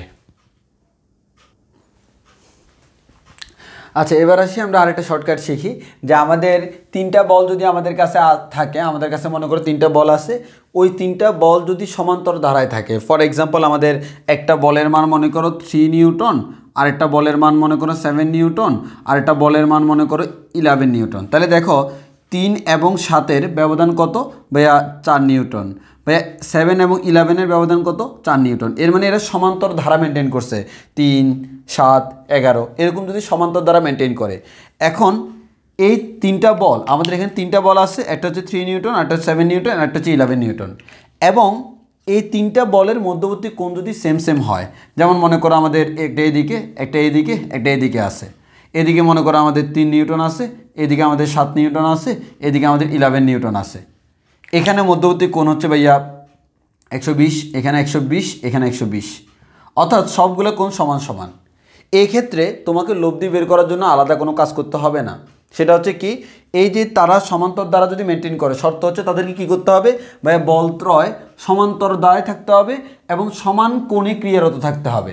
তাহলে লব্ধির ফর্মুলা হচ্ছে r = √3 × সাধারণ অন্তর। তাহলে আমরা ডাইরেক্ট করে ফেলবো লব্ধি r সমান, তাহলে এখানে আমি এই 3টা বলের লব্ধি যদি জিজ্ঞেস করে আমি বলতে পারবো লব্ধি r সমান হচ্ছে √3 × সাধারণ অন্তর। তো সাধারণ অন্তর কত, এদের মধ্যবর্তী সাধারণ অন্তর কত নিউটন, 4 নিউটন, তাহলে আমাদের × 4, তাহলে আমাদের 4√3 newton, this is our answer. আশা করি তোমরা বুঝতে পারছো আমি আসলে কি বুঝাতে চাইছি। এভাবে আমরা এখান থেকে ক্যালকুলেশন করে বের করতে পারি, এটা হচ্ছে আমাদের সাধারণ অন্তরটা। একইভাবে এবার দেখো তোমাকে এখানে একটা কোয়েশ্চেন বলা হয়েছে, এই কোয়েশ্চেনটা আমরা দেখলেই বুঝতে পারবো, এই কোয়েশ্চেনটা আমরা এই শর্টকাট দিয়ে খুব ইজিলি করতে পারবো, না হয় আমাদের অনেক বড় করে করা লাগবে। তো দেখো এখানে বলা হলো 2 pound weight, 4 pound weight, 6 pound weight. হ্যাঁ, তাহলে আমাদের 2 pound weight, 4 pound weight, 6 pound weight, তাহলে তারা কে বা একটা হচ্ছে 2, আরেকটা হচ্ছে 4, আরেকটা হচ্ছে 6। একটু খেয়াল করে দেখো এই 2 এবং 4-এর যে ব্যবধান এটা হচ্ছে 2, 4 এবং 6-এর ব্যবধান তাও হচ্ছে 2, এবারে সমান্তর এই অন্তরটা হচ্ছে 2। এখন আমাকে বলা হলো 3টি বল একটি বিন্দুতে পরস্পর 120 ডিগ্রি কোণে ক্রিয়ারত থাকে, পরস্পর তারা একজন আরেকজনের সাথে 120 ডিগ্রি কোণে ক্রিয়ারত। সো মধ্যবর্তী কোণ যেহেতু সেম, আমরা লব্ধির মান বের করার জন্য আলাদা কিছু করব না, ডাইরেক্ট লব্ধি r সমান হচ্ছে √3 × অন্তর্গত 2, সুতরাং আমাদের r এর মান হচ্ছে 2√3 একক কি এখানে দেওয়াই আছে পাউন্ড ওয়েট, শেষ। এটা হচ্ছে আমাদের আনসার। তাহলে এভাবে আমরা বিভিন্ন ধরনের ক্যালকুলেশন করতে পারবো, বিভিন্ন ধরনের ক্যালকুলেশন করে আমরা এভাবে আনসারগুলো কী করতে পারবো, বের করতে পারবো। এবার আসো আমরা লামির উপপাদ্য পড়ব। তার আগে হচ্ছে আমাদের লামির উপপাদ্য আমরা করি হচ্ছে মেনলি সাম্যাবস্থার জন্য। কিসের জন্য করি? সাম্যাবস্থার জন্য। তো সাম্যাবস্থার জন্য যদি আমরা লামির উপপাদ্য করি, তো প্রথমে আমি সাম্যাবস্থার শর্তটা দেখি, একটু ভালো করে খেয়াল করো। তিনটি বল মিলে সাম্যাবস্থার শর্ত। তাহলে আমাদের একটু খেয়াল করো, তিনটি বলের সাম্যাবস্থার শর্ত, তিনটি বলের সাম্যাবস্থার শর্তটা আমরা একটু দেখি। অর্থাৎ তিনটা বল আছে আমার কাছে, মনে করো এই তিনটা বল মিলে যে সাম্যাবস্থা তৈরি করবে, এই সাম্যাবস্থার শর্তটা আমরা এখানে দেখাবো যে তিনটা বল মিলে কিভাবে সাম্যাবস্থায় থাকতে পারে। এখন একটু খেয়াল করে দেখো। তাহলে আমরা প্রথমত মনে করো, আমি তোমাকে বলে দিলাম ভাই এই দিকে একটা বল আছে, মনে করেন ভাইয়া ফি বল, আর এই দিকে আরেকটা বল আছে, মনে করেন ভাইয়া কিউ বল। তাহলে তুমি সিম্পলি চিন্তা করো ভাই, ফি এবং কিউ বল এই দুইটার লব্ধি কোন দিকে? ভাই আমাদের এই দুইটার লব্ধি হচ্ছে ভাইয়া, মনে করেন এই বরাবর, এই আরটা হচ্ছে তাদের লব্ধি, এরকম না? জি ভাইয়া। এখন এর মানে হচ্ছে কোনো একটা বস্তুকে এই বরাবর ফি বলে, এই বরাবর কিউ বরাবর বলে টানলে সে লিটারালি আর বলে এদিকে যাবে। তাহলে বস্তুটাকে থামাইতে হলে কী করতে হবে? সেই যেহেতু আর বলে এদিকে যাচ্ছে, আমি যদি এখানে একটা কাজ করি, এখানে এই আর এর সমান একটা বল যদি এখানে দিয়ে দিই, তাহলে বস্তুটা কোন অবস্থায় থাকবে? বর্তমানে বস্তুটা আমাদের সাম্যাবস্থায় থাকবে। বর্তমানে বস্তুটা কোন অবস্থায় থাকবে? সাম্যাবস্থায়। তাহলে আমাদের এটাই আমরা বলতে পারি, এটা হচ্ছে সাম্যাবস্থার শর্ত। তাহলে আমরা একটা কথা বলতে পারি ভাই, হচ্ছে কি, এটাই হচ্ছে আমার সাম্যাবস্থার শর্ত। এর মানে তিনটা বল মিলে সাম্যাবস্থা তৈরি করবে। এই কথাটার মানে কি? এই কথাটার মানে হচ্ছে দুইটা বলের লব্ধি যা, সেটা হচ্ছে তৃতীয়টার সমান। একইভাবে এই দুইটা বলের লব্ধি যা, তৃতীয়টা হচ্ছে তার সমান এবং বিপরীত, স্বাভাবিক। একইভাবে এই দুইটা বলের লব্ধি যা, তৃতীয়টা হচ্ছে তার সমান ও বিপরীত। এই জিনিসটা তোমাকে একটু অবশ্যই মাথায় রাখতে হবে। তাহলে তোমাকে বলা হলো তিনটি বল সাম্যাবস্থায় থাকে। তিনটি বল কিসে থাকে? সাম্যাবস্থায় থাকে। তো তিনটি বল যদি সাম্যাবস্থায় থাকে, তোমাকে অবশ্যই চিন্তা করতে হবে। মনে করো তোমাকে বলা হলো 3 নিউটন, 5 নিউটন, 7 নিউটন বল তো কিসে থাকে? সাম্যাবস্থায় থাকে। কিসে আছে? সাম্যাবস্থায়। এখন তাহলে তোমাকে সিম্পলি আমি এখানে একটা কোয়েশ্চেন দেখাই। তোমাকে বলা হলো 3 নিউটন, 5 নিউটন, 7 নিউটন এই তিনটি বল একই বিন্দুতে ক্রিয়ারত থেকে কি সৃষ্টি করে? সাম্যাবস্থা সৃষ্টি করে। সাম্যাবস্থা সৃষ্টি করে। বলা হলো এদের মধ্যবর্তী কোণ কত? কার মধ্যবর্তী কোণ? আসো, 3 নিউটন ও 5 নিউটন এর মধ্যবর্তী কোণ। তো আমি ধরে নিব 3 নিউটন এবং 5 নিউটনের মধ্যবর্তী কোণ আলফা। তাহলে আমরা বলতে পারি এই 3 নিউটন এবং 5 নিউটনের মধ্যবর্তী কোণ যদি আলফা হয়, তাদের লব্ধির মান হবে 3 square plus 5 square plus 2 into 3 into 5 2 p q cos of alpha. এখন আমাদের 3 নিউটন এবং 5 নিউটন মিলে যে লব্ধিটা সৃষ্টি করবে, সেটা অবশ্যই কার সমান হতে হবে? সেটা অবশ্যই 7 নিউটনের সমান হতে হবে। এর মানে এখানে হচ্ছে আমরা 7 স্কোয়ার বসাতে পারি। এখানে আর হবে না, আর স্কোয়ার ছিল, মানে এখানে আর স্কোয়ার সমান এটা। তাহলে সুতরাং আমরা এখান থেকে বলতে পারি আমাদের 7 স্কোয়ার। তাহলে এবার তুমি দেখো, ক্যালকুলেশন করলে অটোমেটিক আলফার মানটা বের হয়ে চলে আসবে। তোমাকে পরীক্ষা সেটা বলে নাই, তোমাকে পরীক্ষায় বলা হলো হচ্ছে আমাদের, আচ্ছা এখানে এটা 7 না দিয়ে এটা আমরা 11 দিব, কারণ না হয় আমাদের সমস্যা আছে, সেটা আমরা পরে বলবো কি সমস্যাটা। এটা 11 হবে। এবার তোমাকে বলা হলো 5 নিউটন ও 11 নিউটনের মধ্যবর্তী কোণ। তো আমি ধরে নিলাম আলফা। তাহলে আমরা বলতে পারি 5 নিউটন এবং 11 নিউটনের লব্ধি হচ্ছে আর স্কোয়ার সমান হচ্ছে 5 square plus 11 square plus 2 into 5 into 11 cos of alpha. এখন হচ্ছে লব্ধিটা কার সমান? লব্ধিটা হচ্ছে অপরটার সমান। বাকি 5 এবং 11 বাদে বাকি আছে কে? 3। তাহলে এটা হবে 3 স্কোয়ার। ক্যালকুলেশন করলে আলফার মান পেয়ে যাবা। অর্থাৎ আমরা সাম্যাবস্থার শর্ত একটাই বলতে পারি, আসলে তিনটা বল মিলে সাম্যাবস্থায় থাকতেছে, মানে হচ্ছে ওই তিনটা বলকে দিয়ে আমরা ওই তিনটা বলের মধ্যে যে কোনো দুইটার লব্ধি হচ্ছে তৃতীয়টা সমান। তাহলে এভাবে করে আমরা সাম্যাবস্থার শর্তটা সৃষ্টি করতে পারি। এটা দিয়ে আমরা প্রচুর ম্যাথ করতে পারি। এবার আসলে আমাদের মেইন কনসার্ন হচ্ছে লামির উপপাদ্য। তো লামির উপপাদ্য যেটা বলে সেটা হচ্ছে কোনো একটা বিন্দুতে তিনটা বল একসাথে ক্রিয়া করে সাম্যাবস্থা সৃষ্টি করছে। যদি কোনো একটা বিন্দুতে তিনটা বল একসাথে ক্রিয়া করে সাম্যাবস্থা সৃষ্টি করে, আমি 100% কনফার্ম ওই তিনটা বলকে দিয়ে একটা কী অঙ্কন করা যাবে? ত্রিভুজ অঙ্কন করা যাবে। ওই তিনটা বলকে দিয়ে আমরা কী করতে পারবো? চাইলে একটা ত্রিভুজ অঙ্কন করতে পারবো। তো আমরা একটু খেয়াল করে দেখি, আমাদের মনে করো এখানে সাপোজ মনে করো এইদিকে আমাদের কিউ বলটা ছিল, এইদিকে কিউ বলটা আছে। তো আমরা এইদিকে মনে করো আমাদের ফি বলটা আছে, এদিকে ফি বলটা আছে। এরপর মনে করো এইদিকে আর বলটা আছে, এইদিকে আমাদের এই যে আর বলটা আছে। তাহলে দেখো এই তিনটাকে আমি একটা ত্রিভুজে নিয়ে আসলাম, এই যে ফি, এই যে ফি, এই যে কিউ, এই যে কিউ, এই যে আর, এই যে আর। দেখো আমি কিন্তু এই যে ফিটাকে ফি এর ডিরেকশন ঠিক রাখছি, কিউটাকে কিউ এর ডিরেকশন ঠিক রাখছি, আরটাকে আর ডিরেকশন ঠিক রাখছি। এখন যদি আসলেই তারা সাম্য অবস্থায় থাকে তাহলে তুমি তাদেরকে দিয়ে ত্রিভুজ ড্র করতে পারবা। এর মানে তাদেরকে দিয়ে পারফেক্টলি একটা ত্রিভুজ ড্র করা যাবে। যদি সাম্য অবস্থায় না থাকে তুমি কখনো ত্রিভুজ ড্র করতে পারবা না। তাহলে আমরা একটা কথা বলতে পারি, যদি আমরা বলি কোনো একটা বিন্দুতে তিনটা বল মিলে সাম্য অবস্থা সৃষ্টি করছে, তাহলে আমরা বলতে পারি সেই তিনটা বল দিয়ে একটা ত্রিভুজ অঙ্কন করা সম্ভব, এবং ওই ত্রিভুজের মধ্যে তিনটা বল আমাদের কি থাকবে, একই ক্রমে থাকবে। দেখো তিনটা বল একই ক্রমে, আমরা কিন্তু ফিজিক্সে পড়ছি একটা ত্রিভুজের মধ্যে তিনটা ভেক্টর যদি একই ক্রমে থাকে লব্ধির মান কিন্তু শূন্য, এবং সেই জিনিসটা আমাদের এখানে হয়েছে। যদি এটা হয় এবার এখান থেকে আমাদের লামির উপপাদ্য করতে হবে। একইভাবে আমরা উল্টাভাবে বলতে পারি বিপরীত লামি, কোন একটা ত্রিভুজের মধ্যে যদি তিনটা বল যদি একই ক্রমে থাকে তাহলে তারা সাম্য অবস্থায় থাকে। আর সাম্য অবস্থায় থাকে মানে হচ্ছে তাদেরকে যদি কোনো একটা বিন্দুতে কাজ করাই, তারা আমাদের কি করবে, ওই তিনটা বলকে কোনো একটা বিন্দুতে স্থাপন করলে তারা সাম্য অবস্থার সৃষ্টি করবে। এখন আমার কথা হচ্ছে সাম্য অবস্থার সৃষ্টি যে করবে, এই সাম্য অবস্থার সৃষ্টি করার শর্ত আছে। সাম্য অবস্থা সৃষ্টি করার শর্ত আছে, তুমি যখন তখন সাম্য অবস্থা সৃষ্টি করতে পারবে না। যেমন ফর এক্সাম্পল, তুমি এই তিনটা বল সাম্য অবস্থার সৃষ্টি কি করবে না সেটা ডিপেন্ড করবে তুমি এই তিনটা বলকে দিয়ে একটা ত্রিভুজ ড্র করতে পারতেছো কিনা। যদি তুমি তিনটা বলকে দিয়ে একটা ত্রিভুজ ড্র করতে পারো, আর ভাই তিনটা বল দিয়ে ত্রিভুজই অঙ্কন করা যায় না, তাহলে সাম্য অবস্থা কেমন ক্রিয়েট হবে? তাহলে আমাদের ত্রিভুজ অঙ্কন করতে পারতে হবে। এখন আমাদের ত্রিভুজের শর্ত কি? আমরা জানি ত্রিভুজের শর্ত হচ্ছে যে কোনো দুই বাহুর যোগফল তৃতীয়টা অপেক্ষা কি হইতে হবে? তৃতীয়টা অপেক্ষা বৃহত্তম হইতে হবে। এখন যদি যে কোনো দুইটাকে যোগ করার পর আমাদের তৃতীয়টা সমান হয় না, এর মানে হবে না। যেমন ফর এক্সাম্পল আমার কাছে আছে, মনে করো 2, 3 আর 6 বলা হলো, এই তিনটা বল সাম্য অবস্থা সৃষ্টি করবে কিনা। আমি দেখি 2 এবং 3কে যোগ করলে হয় কত? 5। এই 5টা কিন্তু 6 থেকে কি ছোট না? তাহলে ত্রিভুজের যে কোনো দুইটা বাহুকে যোগ করলে সে কিন্তু তৃতীয়টা থেকে ছোট হয়ে যাচ্ছে। যখনই আমাদের দুইটা বাহুকে যোগ করলে দেখা যাচ্ছে আমাদের দুইটা বাহুকে যোগ করার ক্ষেত্রে সে তৃতীয়টা থেকে ছোট হয়ে যাচ্ছে, তখন আমরা ত্রিভুজ গঠন করতে পারবো না। তো আমাদের একটু আগের মনে হয় একটু প্রবলেম হয়েছিল, একটু আগে আমরা যে এক্সাম্পলটা দিই সেটা কিন্তু আমরা ভ্যালিড এক্সাম্পল দিই নাই। সো ওইখানে ডেটাগুলোতে ঝামেলা থাকতে পারে, কারণ আমি ধরে দিছি। তো ওইখানে আমি 11 যেখানে দিয়েছিলাম এখানে মনে হয় 7 হলে বেটার হতো, তাই না? 5 এ 3 এ 8, হ্যাঁ এটা 7 হলে বেটার হতো, 11 না। আচ্ছা আসো, তুমি 11 দিলে আনসার দেখো মিলবে না। তো একটু খেয়াল করে দেখো, তাহলে আমি যে কোনো দুইটা বাহুকে যোগ করলাম, 2 আর 3কে যোগ করলে পাইলাম 5, কিন্তু এটা 3 নম্বরটা থেকে ছোটো হয়ে যাচ্ছে। দ্যাট মিনস এটা দিয়ে ত্রিভুজ অঙ্কন করা সম্ভব না। এবার আমি বললাম হচ্ছে তোমার এরকম হচ্ছে 2, 2, 4, এগুলো দিয়ে আমাদের 2, 2, 3, এই তিনটা দিয়ে আমাদের ত্রিভুজ অঙ্কন করা সম্ভব কিনা। ভাই অবশ্যই আমাদের দেখি 2 এবং 2কে যোগ করলে হয় 4, এই 4টা কিন্তু 3 থেকে বড়। 2 + 2 যোগ করলে 4 হয়, এই 4 কিন্তু > 3। খালি এটা করলে হবে না, তো অন্যটাও করতে হবে।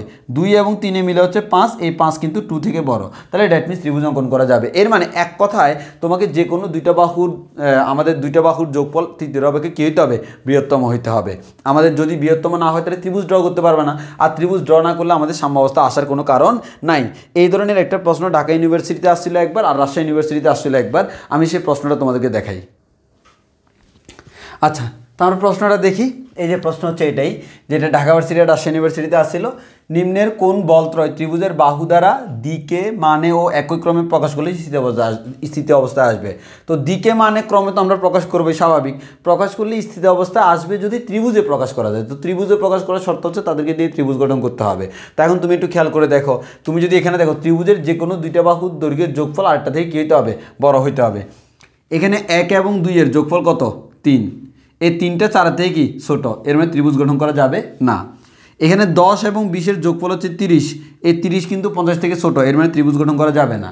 এখানে 5 এবং 20 এর যোগফল হচ্ছে 25, 25 কিন্তু 50 থেকে ছোট, এর মানে ত্রিভুজ গঠন করা যাবে না। তার আনসার বাকিটাই হবে। এখানে দেখো 3 এবং 4 এর যোগফল হচ্ছে 7, এটা যদি 7 নিউটন, এটা কিন্তু 5 থেকে বড়। এখন আমি শিওর না ত্রিভুজ গঠন করা যাবে কিনা। তাহলে আমরা দেখলাম হচ্ছে কি 3 নিউটন প্লাস 4 নিউটন সমান হচ্ছে 7 নিউটন, এটা কিন্তু 5 থেকে কি বড়। এবার আমাকে দেখতে হবে আরও দুইটা, তো আমি 3 এবং 5 দেখি, তাহলে 3 নিউটন প্লাস 5 নিউটন সমান হচ্ছে 8 নিউটন। 3 এবং 5-এর বাইরে কে আছে? 4, এটা আমাদের 4 থেকে আসলেই বড়। আর বাকি আছে 4 এবং আমাদের 4 নিউটন প্লাস 5 নিউটন সমান 9 নিউটন। এই 9 নিউটন ছাড়া বাকি আছে কে? এই দুটো ছাড়া বাকি আছে কি? 3 নিউটন। এটা অ্যাকচুয়ালি আসলে 3 নিউটন থেকে বড়। যেহেতু বড় হচ্ছে, দ্যাট মিনস এটা দ্বারা ত্রিভুজ গঠন করা সম্ভব। আর যেখানেই ত্রিভুজ গঠন করা সম্ভব সেখানে আমাদের কি? সেখানে হচ্ছে আমাদের সামান্তরিক সূত্র আমাদের সেখানে হচ্ছে সাম্য অবস্থায় আনা যাবে, অন্য ক্ষেত্রে সাম্য অবস্থায় আনা যাবে না। এটাই ছিল আমাদের সেই কোয়েশ্চেনটা আর কি। এই কোয়েশ্চেনটা আমাদের অনেক বেশি ইম্পর্টেন্ট। এবার এসে আমরা লামির উপপাদ্য অ্যাপ্লাই করব। তো লামির উপপাদ্য যদি আমরা অ্যাপ্লাই করতে যাই, এটা তো খুবই ইজি, তোমরা খুব ভালো করেই জানো। লামির উপপাদ্যটা কি? আমাদের মনে করো কোন একটা, যদি বলি আমাদের কোন একটা ত্রিভুজের মধ্যে মনে করো 3টা বাহুকে 3টা বলকে আমি ত্রিভুজের 3টা বাহু দ্বারা প্রকাশ করলাম। হ্যাঁ, তাহলে একই ক্রমে যদি প্রকাশ করি, তোমরা বুঝতেই পারতেছো তারা কি থাকবে? সাম্য অবস্থায় থাকবে, তাই না? তাহলে আমরা এখান থেকে যেটা বলতে পারি সেটা হচ্ছে কি ভাইয়া, যে কোনো একটা বল মনে করেন আমাদের এখানে যদি মনে করেন ভাইয়া ফি আছে, এখানে মনে করেন কিউ আছে, এখানে মনে করেন আর আছে। এখানকার কোনটা হচ্ছে আলফা, এখানকার কোনটা মনে করো হচ্ছে আমরা বিটা দিলাম, এখানকার কোনটা হচ্ছে আমরা মনে করো গামা দিলাম। তাহলে এই যে কোনো একটা বল divided by sine of opposite কোণের আলফা। অপোজিট কোণকে এই ফি এর অপোজিট কোণটা হচ্ছে আলফা, তাহলে সাইন আলফা অপোজিট কোণের সাইন। কিউ ডিভাইডেড বাই আমাদের কিউ এর অপোজিট কোণের সাইন। কিউ এর অপোজিট কোণকে, কিউ এর অপোজিট কোণ হচ্ছে beta, sine beta equals to R divided by R এর অপোজিট কোণকে সাইন এ, আর এর অপোজিট কোণ হচ্ছে গামা, তাহলে সাইন গামা। শেষ। তাহলে এটা হচ্ছে আমাদের লামি। একইভাবে যেরকম ত্রিভুজ দিয়ে এটাকে প্রকাশ করা যায়, আমরা ম্যাথ করার সময় দুইটাই লাগবে, ত্রিভুজ দিয়েও লাগবে, বিন্দু দিয়েও লাগবে। তো আমরা ত্রিভুজ দিয়ে দেখলাম। এবার আসো কোনো একটা বিন্দু, এইদিকে মনে করো ফি বল কাজ করতেছে, এইদিকে মনে করো কিউ বল কাজ করতেছে, এইদিকে মনে করো আর বল কাজ করতেছে। বললাম এই 3টা বল সাম্য অবস্থায় আছে। তাহলে আমাদের এই ফি বাদে বাকি যে দুইটা তাদের মধ্যবর্তী কোণ হচ্ছে আলফা, কিউ বাদে বাকি যে দুইটা তাদের মধ্যবর্তী কোণ হচ্ছে বিটা, আর বাদে বাকি যে দুইটা তাদের মধ্যবর্তী কোণ হচ্ছে গামা। তাহলে আমরা এখান থেকে বলতে পারবো সাম্য অবস্থার শর্তটা হচ্ছে এই যে ফি, যে কোনো একটা বল ডিভাইডেড বাই সাইন অফ এই ফি বাদে বাকি যে দুইটা আছে তাদের মধ্যবর্তী কোণ equals to Q divide by sine of Q বাদে বাকি যে দুইটা আছে তাদের মধ্যবর্তী কোণ equals to R divided by sine of R বাদে বাকি যে দুইটা আছে তাদের মধ্যবর্তী কোণ গামা। এটাই হচ্ছে আমাদের লামির উপপাদ্য। এভাবে আমরা লামির উপপাদ্য দিয়ে বিভিন্ন ম্যাথগুলো করতে পারবো। তো সাম্য অবস্থার শর্ত মানে হচ্ছে লামির উপপাদ্য। লামির উপপাদ্য শুধুমাত্র সাম্য অবস্থার ক্ষেত্রে প্রযোজ্য এবং আমরা সেই ক্ষেত্রে এগুলো অ্যাপ্লাই করতে পারবো। তো আমরা এখন দেখি কয়েকটা এক্সাম্পল, যে এক্সাম্পলগুলো থেকে আমরা মানে এক কথা এটা এই রিলেটেড আমরা দুই একটা ম্যাথ দেখি, তাহলে কনসেপ্টটা আমাদের আরও ক্লিয়ার হবে।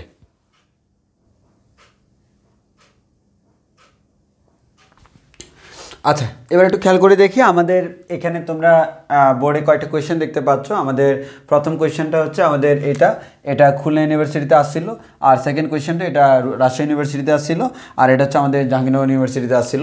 তো আমরা দেখি প্রথম কোয়েশ্চেনটা, কোনো একটি বিন্দুতে ক্রিয়ারত 3টি বল ভারসাম্য সৃষ্টি করতেছে। ওকে, তাহলে আমাদের কোনো একটা বিন্দুতে 3টা বল কি করছে? ভারসাম্য ক্রিয়েট করছে। তাহলে আমাদের এখানে মেন কথা হচ্ছে ভারসাম্য সৃষ্টি করছে এবং 3টি বল। যেখানে 3টি বল ভারসাম্য সৃষ্টি করে সেখানে লামির উপপাদ্য অ্যাপ্লাই করা যায়। তো যেখানে প্রথম ও দ্বিতীয় বলের অন্তর্গত কোণ 90, তাহলে আমাকে বলা হলো প্রথম এবং দ্বিতীয়। তাহলে আমি প্রথম বলকে নাম দিলাম হচ্ছে ফি, দ্বিতীয় বলকে নাম দিলাম হচ্ছে কিউ। তাহলে প্রথম এবং দ্বিতীয় এই দুইটার মধ্যবর্তী কোণ 90 তারা বলেই দিছে। তাহলে প্রথম এবং দ্বিতীয় বলের মধ্যবর্তী কোণ 90, দ্বিতীয় এবং তৃতীয় বলের মধ্যবর্তী কোণ 120। তাহলে দ্বিতীয়টার সাথে তৃতীয়টা আবার কত ডিগ্রি কোণে আছে? 120। এর মানে তৃতীয় যদি আমি এটা ধরি, এটা হচ্ছে দ্বিতীয়টার সাথে হচ্ছে 120 ডিগ্রি কোণে আছে। কার সাথে? দ্বিতীয়টার সাথে। এটাকে নাম দিলাম হচ্ছে মনে করো আর। তাহলে স্বভাবতই তুমি যদি হিসাব করো, এটা 120, এটা 90, তাহলে ক্যালকুলেশন করলে এটা কত বের হবে? 150 বের হবে। ভালো কথা। এবার তোমাকে বলছে বল 3টির অনুপাত, মানে ফি কিউ আর এর অনুপাত। তাহলে আমরা লামির উপপাদ্য অ্যাপ্লাই করতে পারি। By P divided by sine, P এর অপোজিট আছে কিউ এবং আর, কিউ এবং আর এর মধ্যবর্তী কোণ 120 degree equals to by q, q divide by sine, Q এর অপোজিট কোণ কত? 150 degree equals to R divide by sine 90 degree. এবার তোমাকে কী করতে হবে? মান বসাইতে হবে। তো আমরা জানি হচ্ছে ভাই ফি ডিভাইডেড সাইন 120 ডিগ্রি মান হচ্ছে √3/2 plus Q divided by equals to Q divide by sine 150 degree মান হচ্ছে half equals to R divide by sine 90 degree মান হচ্ছে 1। সো তুমি যদি এখান থেকে ক্যালকুলেশন করো, তাহলে আমাদের এখানে কি হচ্ছে?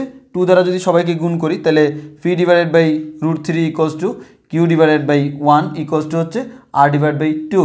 তাহলে আমরা এখান থেকে বলতে পারি আমাদের ফি অনুপাত কিউ অনুপাত আর সমান হচ্ছে √3 অনুপাত 1/2।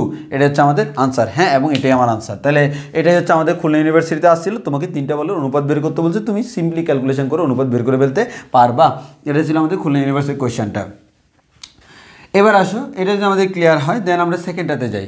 সেকেন্ডটাতে আমাদের বলা হলো 5 নিউটন, 7 নিউটন এবং 8 নিউটন বলটা একটি বস্তুর উপর ক্রিয়া করতেছে। তাহলে একটি বস্তুর উপর কয়টা বল ক্রিয়া করতে? 3টি, 5, 7, 8 বলছে ক্রিয়া করে ভারসাম্য সৃষ্টি করছে। ভারসাম্য সৃষ্টি করছে বলা হলো 8 নিউটন এবং 5 নিউটনের মধ্যবর্তী কোণ কত?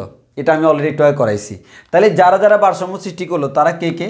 ভাইয়া একটা হচ্ছে 5 নিউটন, আরেকটা হচ্ছে 7 নিউটন, আরেকটা হচ্ছে 8 নিউটন। তার মধ্যে এই 3টা ভারসাম্য সৃষ্টি করছে। আর আমরা বলছিলাম ভারসাম্য সৃষ্টি করা মানে হচ্ছে যে কোনো দুইটার লব্ধি অপরটার সমান।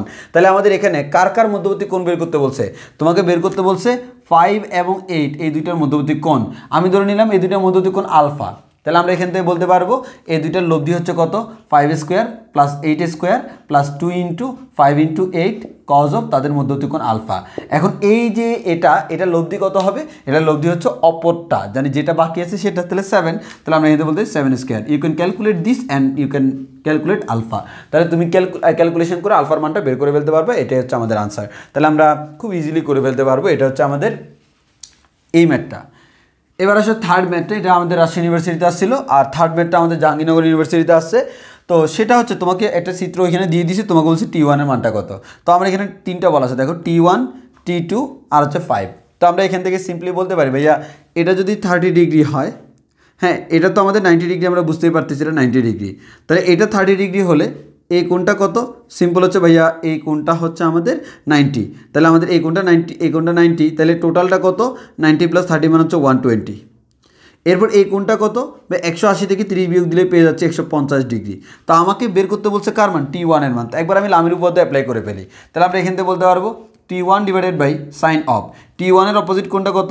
120 equals to T2 / sine of T2 এর অপোজিট কোণটা কত?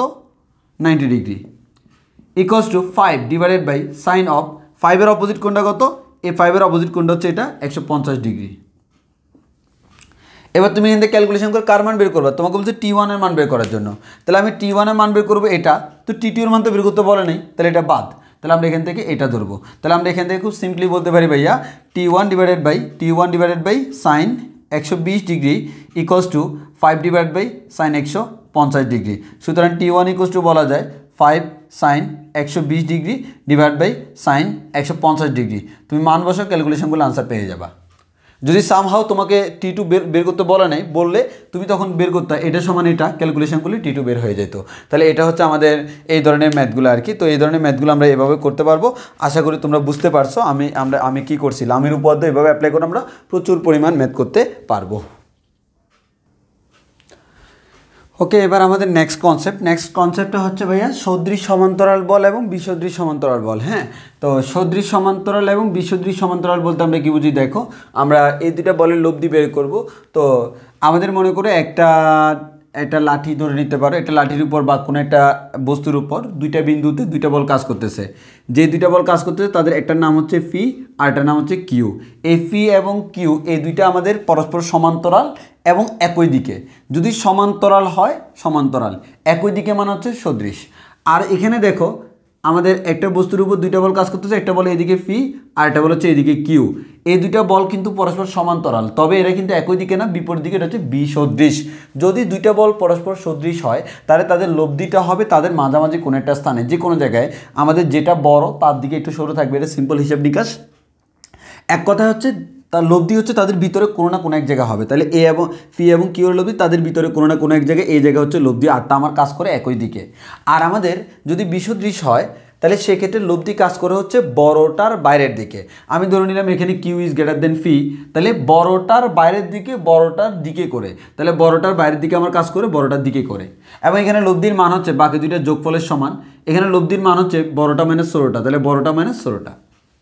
এখন আসি, এক্ষেত্রে আমরা যে কাজটা করবো ভাইয়া সদৃশ সমান্তরাল বল এবং বিসদৃশ সমান্তরাল বলের ক্ষেত্রে, এই ক্ষেত্রে আমাকে মাথায় রাখতে হবে, একটি সূত্র মাথায় রাখতে হবে। এটা হচ্ছে আমাদের ভ্রামকের সূত্র আমরা বলতে পারি, বা আমরা একটু অন্যভাবে বলবো, তোমরা ইন্টারমিডিয়েটে হয়তো তোমরা পুরোটা পড়ো না, ইন্টারমিডিয়েটে তোমরা এটা পড়ছিলা যে মনে করো ফি ইন্টু এসি সমান কিউ ইন্টু বিসি, হ্যাঁ, যেটাকে আমরা এখান থেকে এভাবে বলতে পারি ফি বাই কিউ সমান আমাদের ফি ডিভাইডেড বাই বিসি সমান কিউ ডিভাইড বাই এসি, ইন্টারমিডিয়েটের জিনিসটাই। তো আমরা এখানে জাস্ট দুইটার জায়গায় তিনটা আনলাম আমাদের ম্যাথগুলো করার সুবিধার্থে। তো তোমরা অ্যাডমিশন লেভেলের জন্য এটাকে ইন্টারমিডিয়েটের মতো চিন্তা না করে এখন আমি যেভাবে পড়াবো সেভাবে চিন্তা করবা, ম্যাথ অনেক সহজ হয়ে যাবে। তাহলে আসো আমরা এইভাবে করা শুরু করি। প্রথমত আসো আমি কনসেপ্টটা বলি। কনসেপ্টটা হচ্ছে তুমি কী করবা দেখো, এই নিয়মের জন্য আমি এখন যে নিয়মটা বলবো এই নিয়মের জন্য তোমাকে এভরি টাইম সবসময় চিন্তা করতে হবে যে দুইটা বল তুমি ক্রিয়া করতেছো তারা কোথায় আছে। ভাইয়া আমাদের এই বলটা হচ্ছে এখানে আছে, এই বলটা হচ্ছে এখানে আছে, এরপর তাদের লব্ধিটা কোথায় আছে, তাদের লব্ধিটা এখানে আছে। শুধু তোমাকে এই তিনটে বিন্দু জানা থাকবে, এর আশেপাশে কি আছে না আছে কিছু দেখার দরকার নেই। তখন দেখবা অনেক কঠিন কঠিন ম্যাথ করবে। যেমন আমি আজকে এটা বুয়েটের ম্যাথও করাবো, এখানে এই রিলেটেড তো মানে আমাদের এই কনসেপ্ট দিয়ে ওই ম্যাথটা হচ্ছে বেস্ট একটা এক্সাম্পল, খুবই ইজি, 2 লাইনে করে ফেলা যায়। তো আমি আসি, লোকেশন 3টা চুজ করতে হবে। একটা কি কি, কোন বিন্দুতে দুইটা বল আছে দুইটা, আরেকটা হচ্ছে কোন বিন্দুতে লব্ধি আছে। এবার তুমি কি করবা, যে কোনো একটা বল ফি ডিভাইডেড বাই দূরত্ব নিবে কোনটা দেখো, এই বলটা বাদ দিলে বাকি কে কে থাকে, ভাই বাকি থাকে আমাদের কিউ এবং আর, তাদের মধ্যবর্তী দূরত্ব BC. Okay, Q divided by এই কিউটাকে বাদ দিলে কে কে থাকে, আর এবং পি, আর এবং পি এর মধ্যবর্তী দূরত্ব এসি। আর যখন নিব আর ডিভাইডেড বাই এই আরটা বাদ দিলে কে থাকে, ফি এবং কিউ, ফি এবং কিউ এর মধ্যবর্তী দূরত্ব এবি, মনে থাকবে না? একইভাবে এখানে ভাইয়া আমাদের ফি, এই ফিটা যখন দিব ফিটা বাদ দিলে কে থাকে, ভাই কিউ এবং আর মধ্যবর্তী দূরত্ব কত, বিসি, তাহলে ফি ডিভাইড বাই বিসি। ভাই কিউ নিব, কিউটা বাদ দিলে কি থাকে, কিউটা বাদ দিলে হচ্ছে আর এবং ফি থাকে, তাদের মধ্যবর্তী দূরত্ব হচ্ছে এসি। ভাই আর নিব, আরটা বাদ দিলে কি থাকে, আরটাকে বাদ দিলে হচ্ছে ভাইয়া বি এ থাকে বা এ ভি থাকে। এভাবে তুমি চিন্তা করবা, অর্থাৎ সদৃশ হোক বিসদৃশ হোক তুমি এভাবে চিন্তা করতে পারবা। আমাদের 3টা লোকেশন আমি সিলেক্ট করবো, আমি আবারও আশেপাশে কী আছে আমি দেখবো না, only we need to locate 3 positions, 2টা বল এবং একটা লব্ধি। এই পজিশনটা জানলে শেষ, সিম্পল হিসাব নিকাশ। কোনো একটা বল ডিভাইড বাই এটা বাদ দিলে বাকি যে দুইটা আছে মধ্যবর্তী দূরত্ব, আরেকটা এটা বাদ দিলে বাকি যে দুইটা আছে মধ্যবর্তী দূরত্ব, আরেকটা এটা বাদ দিলে বাকি যে দুইটা আছে মধ্যবর্তী দূরত্ব, শেষ। এটাই হচ্ছে আমাদের সিস্টেম। এখন আসো এই সিস্টেমটা অ্যাপ্লাই করো, কত বড় বড় ম্যাথ কত ছোটো ছোটো করে ফেলবো তোমাকে এখন আমি দেখাচ্ছি। ওকে দেখো আমরা একটা এক্সাম্পল দেখাচ্ছি। এবার বলা হলো একজন লোক তার কাঁধে আনুভূমিকভাবে স্থাপিত 3 মিটার দীর্ঘ একটি লাঠি নিল। তাহলে আমাদের সিম্পল হচ্ছে একজন লোক মনে করো এই যে এরকম 3 মিটার একটা লাঠি নিল, হ্যাঁ, এই 3 মিটার দৈর্ঘ্যের একটা লাঠি, আমি ডাইরেক্ট স্ট্রেট লাইন দিই, 3 মিটার দৈর্ঘ্যের একটা লাঠি। তাহলে এই লাঠিটার দৈর্ঘ্য কত, ভাই এই লাঠিটার দৈর্ঘ্য হচ্ছে 3 মিটার। তাহলে আমাদের এরকম না, লোকটা কাঁধে লাঠিটা রাখছে, মনে করো সে লোকটা কাঁধে এভাবে লাঠিটা রাখছে, তাহলে তার কাঁধটা কিন্তু এই পজিশনে আছে, এই পজিশনে তার কি আছে, কাঁধ, এই পজিশনে তার কাঁধ আছে। বলা হলো এটা 3 মিটার লাঠির এক প্রান্তে হাত রেখে, তাহলে সে যেহেতু আমি বলে দিচ্ছি এভাবে ধরছে, এর মানে কাঠির সামনে হাত রাখছে পিছনে বস্তু আছে, তাহলে এখানে তার হাত, এখানে তার কি হাত দিয়ে এভাবে টেনে ধরে রাখছে। অপর প্রান্তে ডব্লিউ ওজনের একটি বস্তু বহন করতেছে, এখানে আমার ডব্লিউ ওজনের একটি বস্তু আছে, এই বস্তুটাকে সে বহন করতেছে। আর এখানে তার কি আছে, এখানে তার কাঁধ আছে। ভালো কথা। এবার বলা হলো হলে কাঁধ হতে বস্তু দূরত্ব নির্ণয় করো। ও ভালো কথা, আরও ভিতরে আরও কিছু দেওয়া আছে, ডাব্লিউ ওজনের একটি বস্তু বহন করতেছে। এবার হচ্ছে কাঁধের উপর চাপের পরিমাণ বস্তুটির ওজনের 3 গুণ হলে, কাঁধের উপর যে পরিমাণ চাপ পড়তেছে সেটা হচ্ছে বস্তুর ওজনের 3 গুণ, এর মানে 3W হলে কাঁধ হতে বস্তুর দূরত্ব নির্ণয় করতে বলছে। তাহলে কাঁধ হতে বস্তুর দূরত্ব এই যে এটা এক্স, তাহলে এটা যদি এক্স হয় তাহলে বুঝতেই পারতেছ এটা হচ্ছে ভাইয়া 3 - x, কারণ পুরোটা হচ্ছে 3 মিটার। এখন আমরা খুব সিম্পলি বলতে পারবো ভাইয়া হাতে কত আমি জানি না, হাতটা আমার দরকারও নেই, আমার দরকার কয়টা, এই যে এই দুইটা। তাহলে আমরা এখান থেকে বলতে পারি ভাইয়া 3n, তাহলে 3W যদি নিই 3W ডিভাইড বাই কী হবে, এটাকে বাদ দিলে বাকি কে কে থাকে, ভাই একটা হচ্ছে এই পজিশান, আরেকটা হচ্ছে এই পজিশান, আরেকটা হচ্ছে এই পজিশান। তাহলে এটাকে বাদ দিলে বাকি এই দুইটা পজিশান থাকে, মধ্যবর্তী দূরত্ব কত 3 ইকুয়ালস টু ডব্লিউটাকে বাদ দিলে কোন পজিশান থাকে, এই পজিশানটা, মানে হচ্ছে 3 - x। তিনটা তো আমার লাগতেছে না, চাইলে তুমি এখানে আরেকটা দিয়ে এখান থেকে করতে পারো, আমার তো তিনটা লাগতেছে না, আমার দুইটা হয়ে যাচ্ছে। তাহলে ডাব্লিউ কাটাকাটি 3 কাটাকাটি, তাহলে আমরা এখান থেকে বলতে পারবো 3 - x হচ্ছে 1, সুতরাং x হচ্ছে আমরা বলতে পারি 2। তাহলে দিস ইজ আওয়ার আনসার। তাহলে আমরা বলতে পারি 2 মিটার দূরত্ব, এটা হচ্ছে আমাদের দূরত্বটা হচ্ছে 2 মিটার, এটা হচ্ছে আমাদের আনসার। তাহলে আমরা এভাবে অন্য ম্যাথগুলো করতে পারবো। এবার এই প্রশ্নটা দেখো, এটা বুয়েটে 2010-11 সালে আসছিল, যদিও আমরা ইঞ্জিনিয়ারিং কোয়েশ্চেনগুলো করানোর কথা না, বাট এটা হচ্ছে ভালো একটা এক্সাম্পল, ওই কারণে আমি করাচ্ছি আর কি, যাতে করে তোমাদের কনফিউশনটা ক্লিয়ার হয়। এই ম্যাথ দিয়ে খুব ভালো কনফিউশন ক্লিয়ার হবে, বা আমরা একটু ডিপ কনসেপ্ট তোমাদেরকে বলতে পারবো। তো একটু দেখো, বলা হলো 2 জন লোক 6 মিটার লম্বা এবং 30 কেজি ওজনের একটি ভারী সুষম বার বহন করছে। বার মানে হচ্ছে মানে আমাদের মনে করো একটা এরকম মনে করো বার আর কি, যে কোনো একটা বস্তু বহন করতেছে এরকম। তো তারা দুজনে এরকম কাঁধে নিয়ে এই যে দুইজনে দুই জায়গায় এই কাঁধে নিয়ে আস্তে আস্তে বহন করতেছে। তো যে বস্তুটা বহন করতেছে সেই বস্তুটার দৈর্ঘ্য হচ্ছে কত? 6 মিটার লম্বা। তাহলে আমাদের যে বারটা সে বহন করতেছে, আমি এখানে একটু আঁকি, এটা হচ্ছে টোটাল 6 মিটার লম্বা। কয় মিটার? 6 মিটার। তাহলে the distance between 2 parts is 6 metre. তাহলে আমাদের এই দূরত্বটা হচ্ছে 6 মিটার। তাহলে তুমি বুঝতে পারতো, যেহেতু সুষম, তার ওজন কত কেজি? তার 30 কেজি ওজনের। হ্যাঁ, তাহলে এটা কোথায় কাজ করে? এটা ঠিক সেন্টারে কাজ করবে। তার সেন্টারটা হচ্ছে এটা, সেন্টার হচ্ছে এই যে এখানে 30 কেজি কাজ করবে। ওকে, ভালো কথা। এখন তাহলে আমরা সিম্পলি বলতে পারি, যদি এটা সেন্টার হয় তাহলে এই দূরত্ব এটা হচ্ছে 3 মিটার, আর এই দূরত্ব এটা হচ্ছে কত? 3 মিটার, কারণ এটা ঠিক সেন্টারে কাজ করে। টোটাল দূরত্ব হচ্ছে 6 মিটার। এবার তোমাকে বলা হলো, তাহলে আমরা দুইটাই ইনফরমেশন নিয়ে নিলাম, 6 মিটার লম্বা, 30 কেজি, আর এখানে তো আমরা সুষমই ধরে নিই, তারাও বলি যে সুষম। তাহলে আমাদের ওজনটা মাঝখানে কাজ করতেছে। এবার বলা হলো এক প্রান্ত থেকে 1 মিটার ও অন্য প্রান্ত থেকে 2 মিটার দূরত্বে বারটি বহন করতেছে।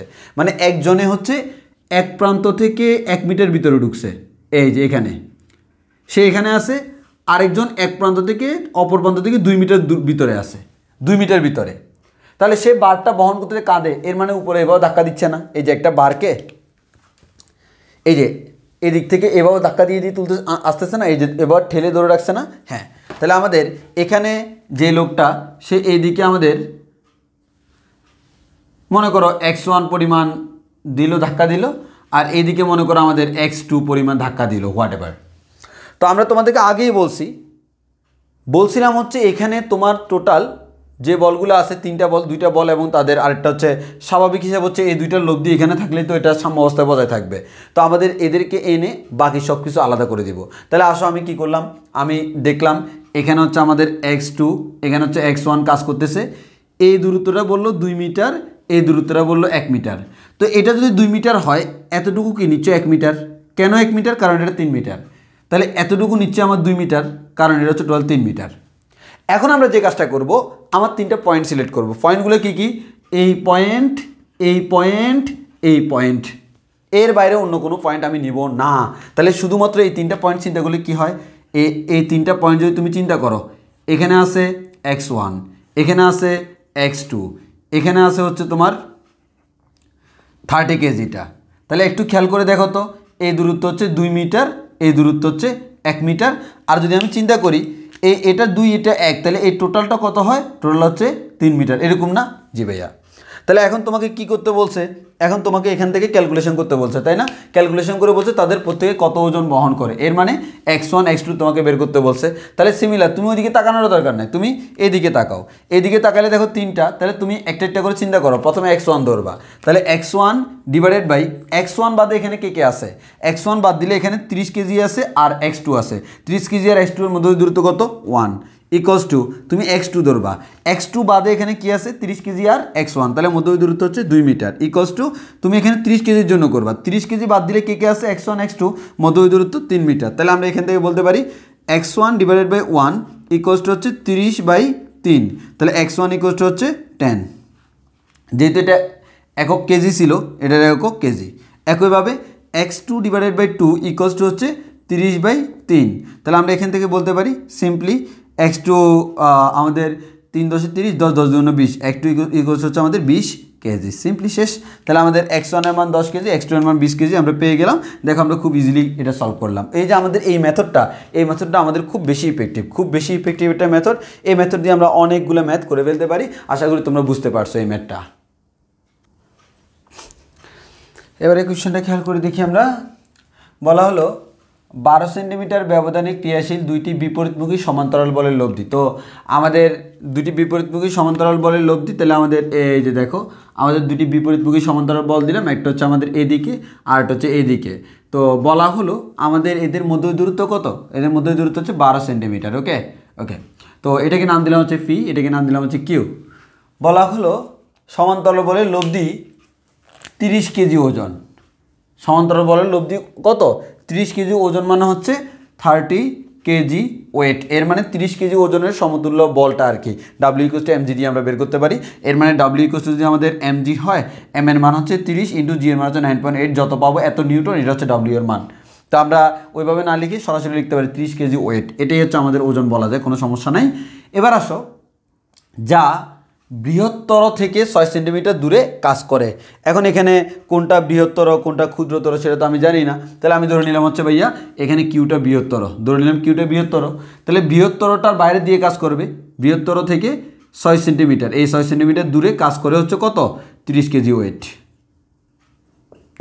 এখন তোমাকে বলা হলো বল দুইটি নির্ণয় করো, তাহলে তোমাকে এখানে যে দুইটা বল, এই দুইটা বল নির্ণয় করতে হবে। কীভাবে নির্ণয় করবা, সিম্পল ভাইয়া, ফি ডিভাইডেড বাই ফি বাদে বাকি দুইটা কে কে, এই দুইটা মধ্যবর্তী দূরত্ব কত 6 equals to Q divide by Q বাদে বাকি দুইটা কে, এটা আর এটা, মধ্যবর্তী দূরত্ব কত 12 আর 6 মিলে হচ্ছে 18 ইকুয়ালস টু আমাদের 30 ডিভাইড বাই কে, 30 ডিভাইড বাই আমরা এখান থেকে বলতে পারি 30 বাদে বাকি দুইটার মধ্যবর্তী দূরত্ব কত 12, এই 30টা বাদ দিলে বাকি দুইটা হচ্ছে মধ্যবর্তী দূরত্ব 12। ক্যালকুলেশন করলে এখান থেকে তুমি পি এর মানটা পেয়ে যাবা, এখান থেকে তুমি কিউ এর মানটা পেয়ে যাবা, এবং এটা মোস্ট ইজি। তাহলে আমরা এভাবে যে কোনো ম্যাথগুলো করতে পারি। এখানে একটু খেয়াল করে দেখি, আমাদের এই ধরনের ম্যাথগুলো তোমরা ইন্টারমিডিয়েট লেভেলে করছো, কিন্তু এখন হচ্ছে তোমাকে এই ধরনের প্রবলেমগুলো একটু মাথায় রাখতে হবে। আমাদের ফর্মুলার মতো করে তুমি মুখস্থ রাখলে সবচেয়ে বেটার হয়। তো আমি কয়েকটা যে এই তিনটে মুখস্থ রাখলে চলবে, এই তিনটা আমি একটু দেখাই দিই। একটা হচ্ছে আমাদের এটা, আরেকটা হচ্ছে এটা, আরেকটা হচ্ছে এটা, এই তিনটা। তো দেখো আমি একটা করে বলি। প্রথমে তোমাকে বলা হলো ফি এবং কিউ দুইটি সমমুখী সমান্তরাল বল হলে, আমাদের ফি এবং কিউ হচ্ছে দুইটি সমমুখী সমান্তরাল বল। মনে করে এটা হচ্ছে ফি বল আর এটা হচ্ছে আমাদের কিউ বল। তো ফি এবং কিউ যদি সমমুখী সমান্তরাল বল হয়, ফি এর ক্রিয়ারেখা সমান্তরাল রেখে, এই যে আমার ফি, এই ফি এর ক্রিয়ারেখাটা সমান্তরাল রেখে, মানে সে যেদিকে কাজ করতেছে ওই দিকে রেখে ক্রিয়াবিন্দুকে এক্স দূরত্বে সরালে, ক্রিয়াবিন্দুকে যদি আমি এক্স দূরত্ব দূরে সরাই দিই, এক্স দূরত্ব যদি সরাই দিই, মানে ফিটাকে এখান থেকে এখানে সরাই দিই, ক্রিয়ারেখা আগের মতো, কিন্তু তাকে এক্স পরিমাণ আমি দূরে সরাই দিছি, তাহলে লব্ধি এত দূরে সরে যাবে। কারণ আমাদের এখানে এই দুইটার লব্ধি ছিল আগে, মনে করো এখানে, এখন যখন তুমি এদিকে সরাই দিলা লব্ধি চলে গেলো এখানে, তাহলে লব্ধি কতটুকু সরে গেল, এই লব্ধি যতটুকু সরে গেল তার মানটা হচ্ছে P X divide by fee plus Q. তাহলে আমাদের ফি মানে কি, ফি মানে হচ্ছে যাকে সরাবো, এক্স মানে কি যতটুকু সরাবো, কিউ মানে কি যাকে সরাইনি, এবং ফি এবং কিউ পরস্পর সমমুখী সমান্তরাল হতে হবে, সমমুখী সমান্তরাল। এরপর আসলে সেকেন্ডটা, ফি ও কিউ দুইটি সমমুখী সমান্তরাল বল পরস্পর অবস্থান বিনিময় করলে, তাহলে আমাদের এবার মনে করো, এবার হচ্ছে কি ফি এবং কিউ পরস্পর সমমুখী সমান্তরাল বল। এই যে মনে করো একটা হচ্ছে ফি, এই যে এদিকে হচ্ছে ফি, এদিকে হচ্ছে কিউ, তাদের মধ্যবর্তী যে দূরত্বটা, এই দূরত্বটাকে আমি নাম দিলাম হচ্ছে ডি। এই মুহূর্তে তাদের লব্ধি একটা জায়গায় কাজ করবে। ফর এক্সাম্পল এই মুহূর্তে তাদের লব্ধিটা মনে করো এই জায়গায় কাজ করে, তাদের লব্ধি। এখন আমি ফিটাকে নিলাম এখানে, কিউটাকে আনলাম এখানে, তাহলে লব্ধিটা মনে করো কাজ করলো আমাদের এখানে। তাহলে এই লব্ধি কী পরিমাণ সরে গেল, এটার ফর্মুলা হচ্ছে ভাইয়া এটা P minus Q divide by fee plus Q into D. এখানে ডি মানে হচ্ছে কি, ওই তাদের মধ্যবর্তী দূরত্বটা হচ্ছে ডি, মানে যে দুইটা বল তাদের মধ্যে দূরত্ব। এখানে হচ্ছে আমরা কি করলাম, অবস্থান বিনিময় করছি, মানে ফিকে কিউ এর জায়গায় কিউকে ফি এর জায়গায় করলে আমাদের এই জিনিসটা হবে। ওকে, ভালো কথা। এবার হচ্ছে আমাদের P minus Q by fee plus Q into D, এটা মুখস্থ রাখতে হবে, এতটুকু দূরত্বে সরে যাবে। অ্যান্ড লাস্ট ওয়ান, ফি ও কিউ দুইটি সমমুখী সমান্তরাল বল এ এবং বি বিন্দুতে ক্রিয়ারত। তাহলে আমাদের মনে করো তারা হচ্ছে আমাদের এ এবং বি বিন্দুতে ক্রিয়ারত, তাহলে বুঝতে পারতেছো, এই যে মনে করো এটা হচ্ছে এ বিন্দু, এটা হচ্ছে বি বিন্দু, আমাদের ফি এখানে ক্রিয়ারত, কিউ আমাদের এখানে ক্রিয়ারত। ওকে, ক্রিয়ারত, এদের পরিমাণ এক্স একক করে বাড়ালে, মানে ফিটাকে আমি ফি প্লাস এক্স বানাই দিলাম, কিউটাকে কিউ প্লাস এক্স বানাই দিলাম, এদের পরিমাণ এক্স করে বাড়ালে লব্ধি এতটুকু দূরত্বে সরে যাবে। কতটুকু দূরত্ব, X divide by P minus Q into AB, AB মানে কি হচ্ছে তাদের মধ্যবর্তী দূরত্ব, তাহলে এতটুকু দূরত্বে সরে যাবে। এগুলো হচ্ছে আমাদের মোটামুটি কয়েকটা শর্টকাটের মতো বলতে পারো, অ্যাজ এ ফর্মুলা তুমি এগুলো মুখস্থ রাখতে পারো, এগুলো খুব বেশি কাজে দিবে। এবার আসি আমরা আরও কয়েকটা এরকম জিনিস দেখবো যেগুলো করলে আমাদের শেষ হয়ে যাবে। এবার আসি আমাদের আরও কয়েকটা জিনিস, তো এই কয়েকটা জিনিস আমরা পড়লে আমাদের অধ্যায় শেষ। আর এগুলা সাধারণত আমাদের তো এমসিকিউর জন্য ম্যাথে করার প্রয়োজন হয়, ভার্সিটি লেভেলের জন্য এগুলা জেনে রাখাটা সবচেয়ে বেশি জরুরি। তোমাকে সরাসরি চলে আসলে আমাদের দেখা যায় আমরা এগুলোতে একটু ঝামেলা করে ফেলি। তো ওই কারণে হচ্ছে আমি সবগুলোকে একসাথে নিয়ে আসছি যাতে করে তুমি এদেরকে পৃথক করতে পারো। হ্যাঁ, তো আসো আমি একটা করে শুরু করি। প্রথমত হচ্ছে এটা হচ্ছে মনে করো এবিসি একটা ত্রিভুজ, এই ত্রিভুজের বিসি বাহু বরাবর একটা ফি বল কাজ করতেছে, এরপর সিএ বাহু বরাবর একটা কিউ বল কাজ করতেছে, এরপর এবি বাহু বরাবর একটা আর বল কাজ করতেছে। এর মানে বুঝতেই পারতেছো, যদি আমাদের এ এর অপোজিটে হচ্ছে আমাদের ফি, বি এর অপোজিট হচ্ছে কিউ, সি এর অপোজিট হচ্ছে আর, এভাবে আমরা সিকোয়েন্স সাজাইছি, তাহলে আমাদের এখান থেকে সরাসরি বলা যাবে। হ্যাঁ, তাহলে আমি এই এক্সাম্পল অনুযায়ী এখানে লিখছি, তাহলে একটু খেয়াল করে দেখো যে আমাদের এটার অপোজিট কোণ কিন্তু এ, এটার অপোজিট কোণ কিন্তু বি, এটার অপোজিট কোণ কিন্তু সি। তো আমার কথা হচ্ছে এখন এই ত্রিভুজের 4 ধরনের কেন্দ্র থাকতে পারে, ভরকেন্দ্র, অন্তকেন্দ্র, পরিকেন্দ্র, লম্বকেন্দ্র। তো তোমাকে পরীক্ষায় বলা হবে পি কিউ আর কোন একটা ত্রিভুজের বিসি সিএ এবি বাহু বরাবর একই ক্রমে কার্যরত, বাহু বরাবর ক্রিয়ারত। কোন বরাবর? বাহু বরাবর। যদি আমার ত্রিভুজের বাহু বরাবর ক্রিয়ারত থাকে, তাহলে যদি আমার অন্তকেন্দ্র বলা হয়, তাদের লব্ধি আমাদের মনে করো আমাদের অন্তকেন্দ্রে কাজ করবে, এরকম ধরনের কিছু বলতে পারে। অন্তকেন্দ্র এখানে আমাদের ভ্রামক নিয়ে কাজ করা হয়, তো অন্তকেন্দ্রের ক্ষেত্রে আমরা যে জিনিসটা বলবো, যদি ওটা আমাদের ভরকেন্দ্র হয় তাহলে আমরা বলতে পারবো P divide by sine A plus Q divide by sine B plus R divide by sine C equal to 0। মানে ওটাকে তুমি অন্তকেন্দ্র হিসেবে চিন্তা করলে আমাদের P divide by sine A plus Q divide by sine B plus R divide by sine C equal to 0।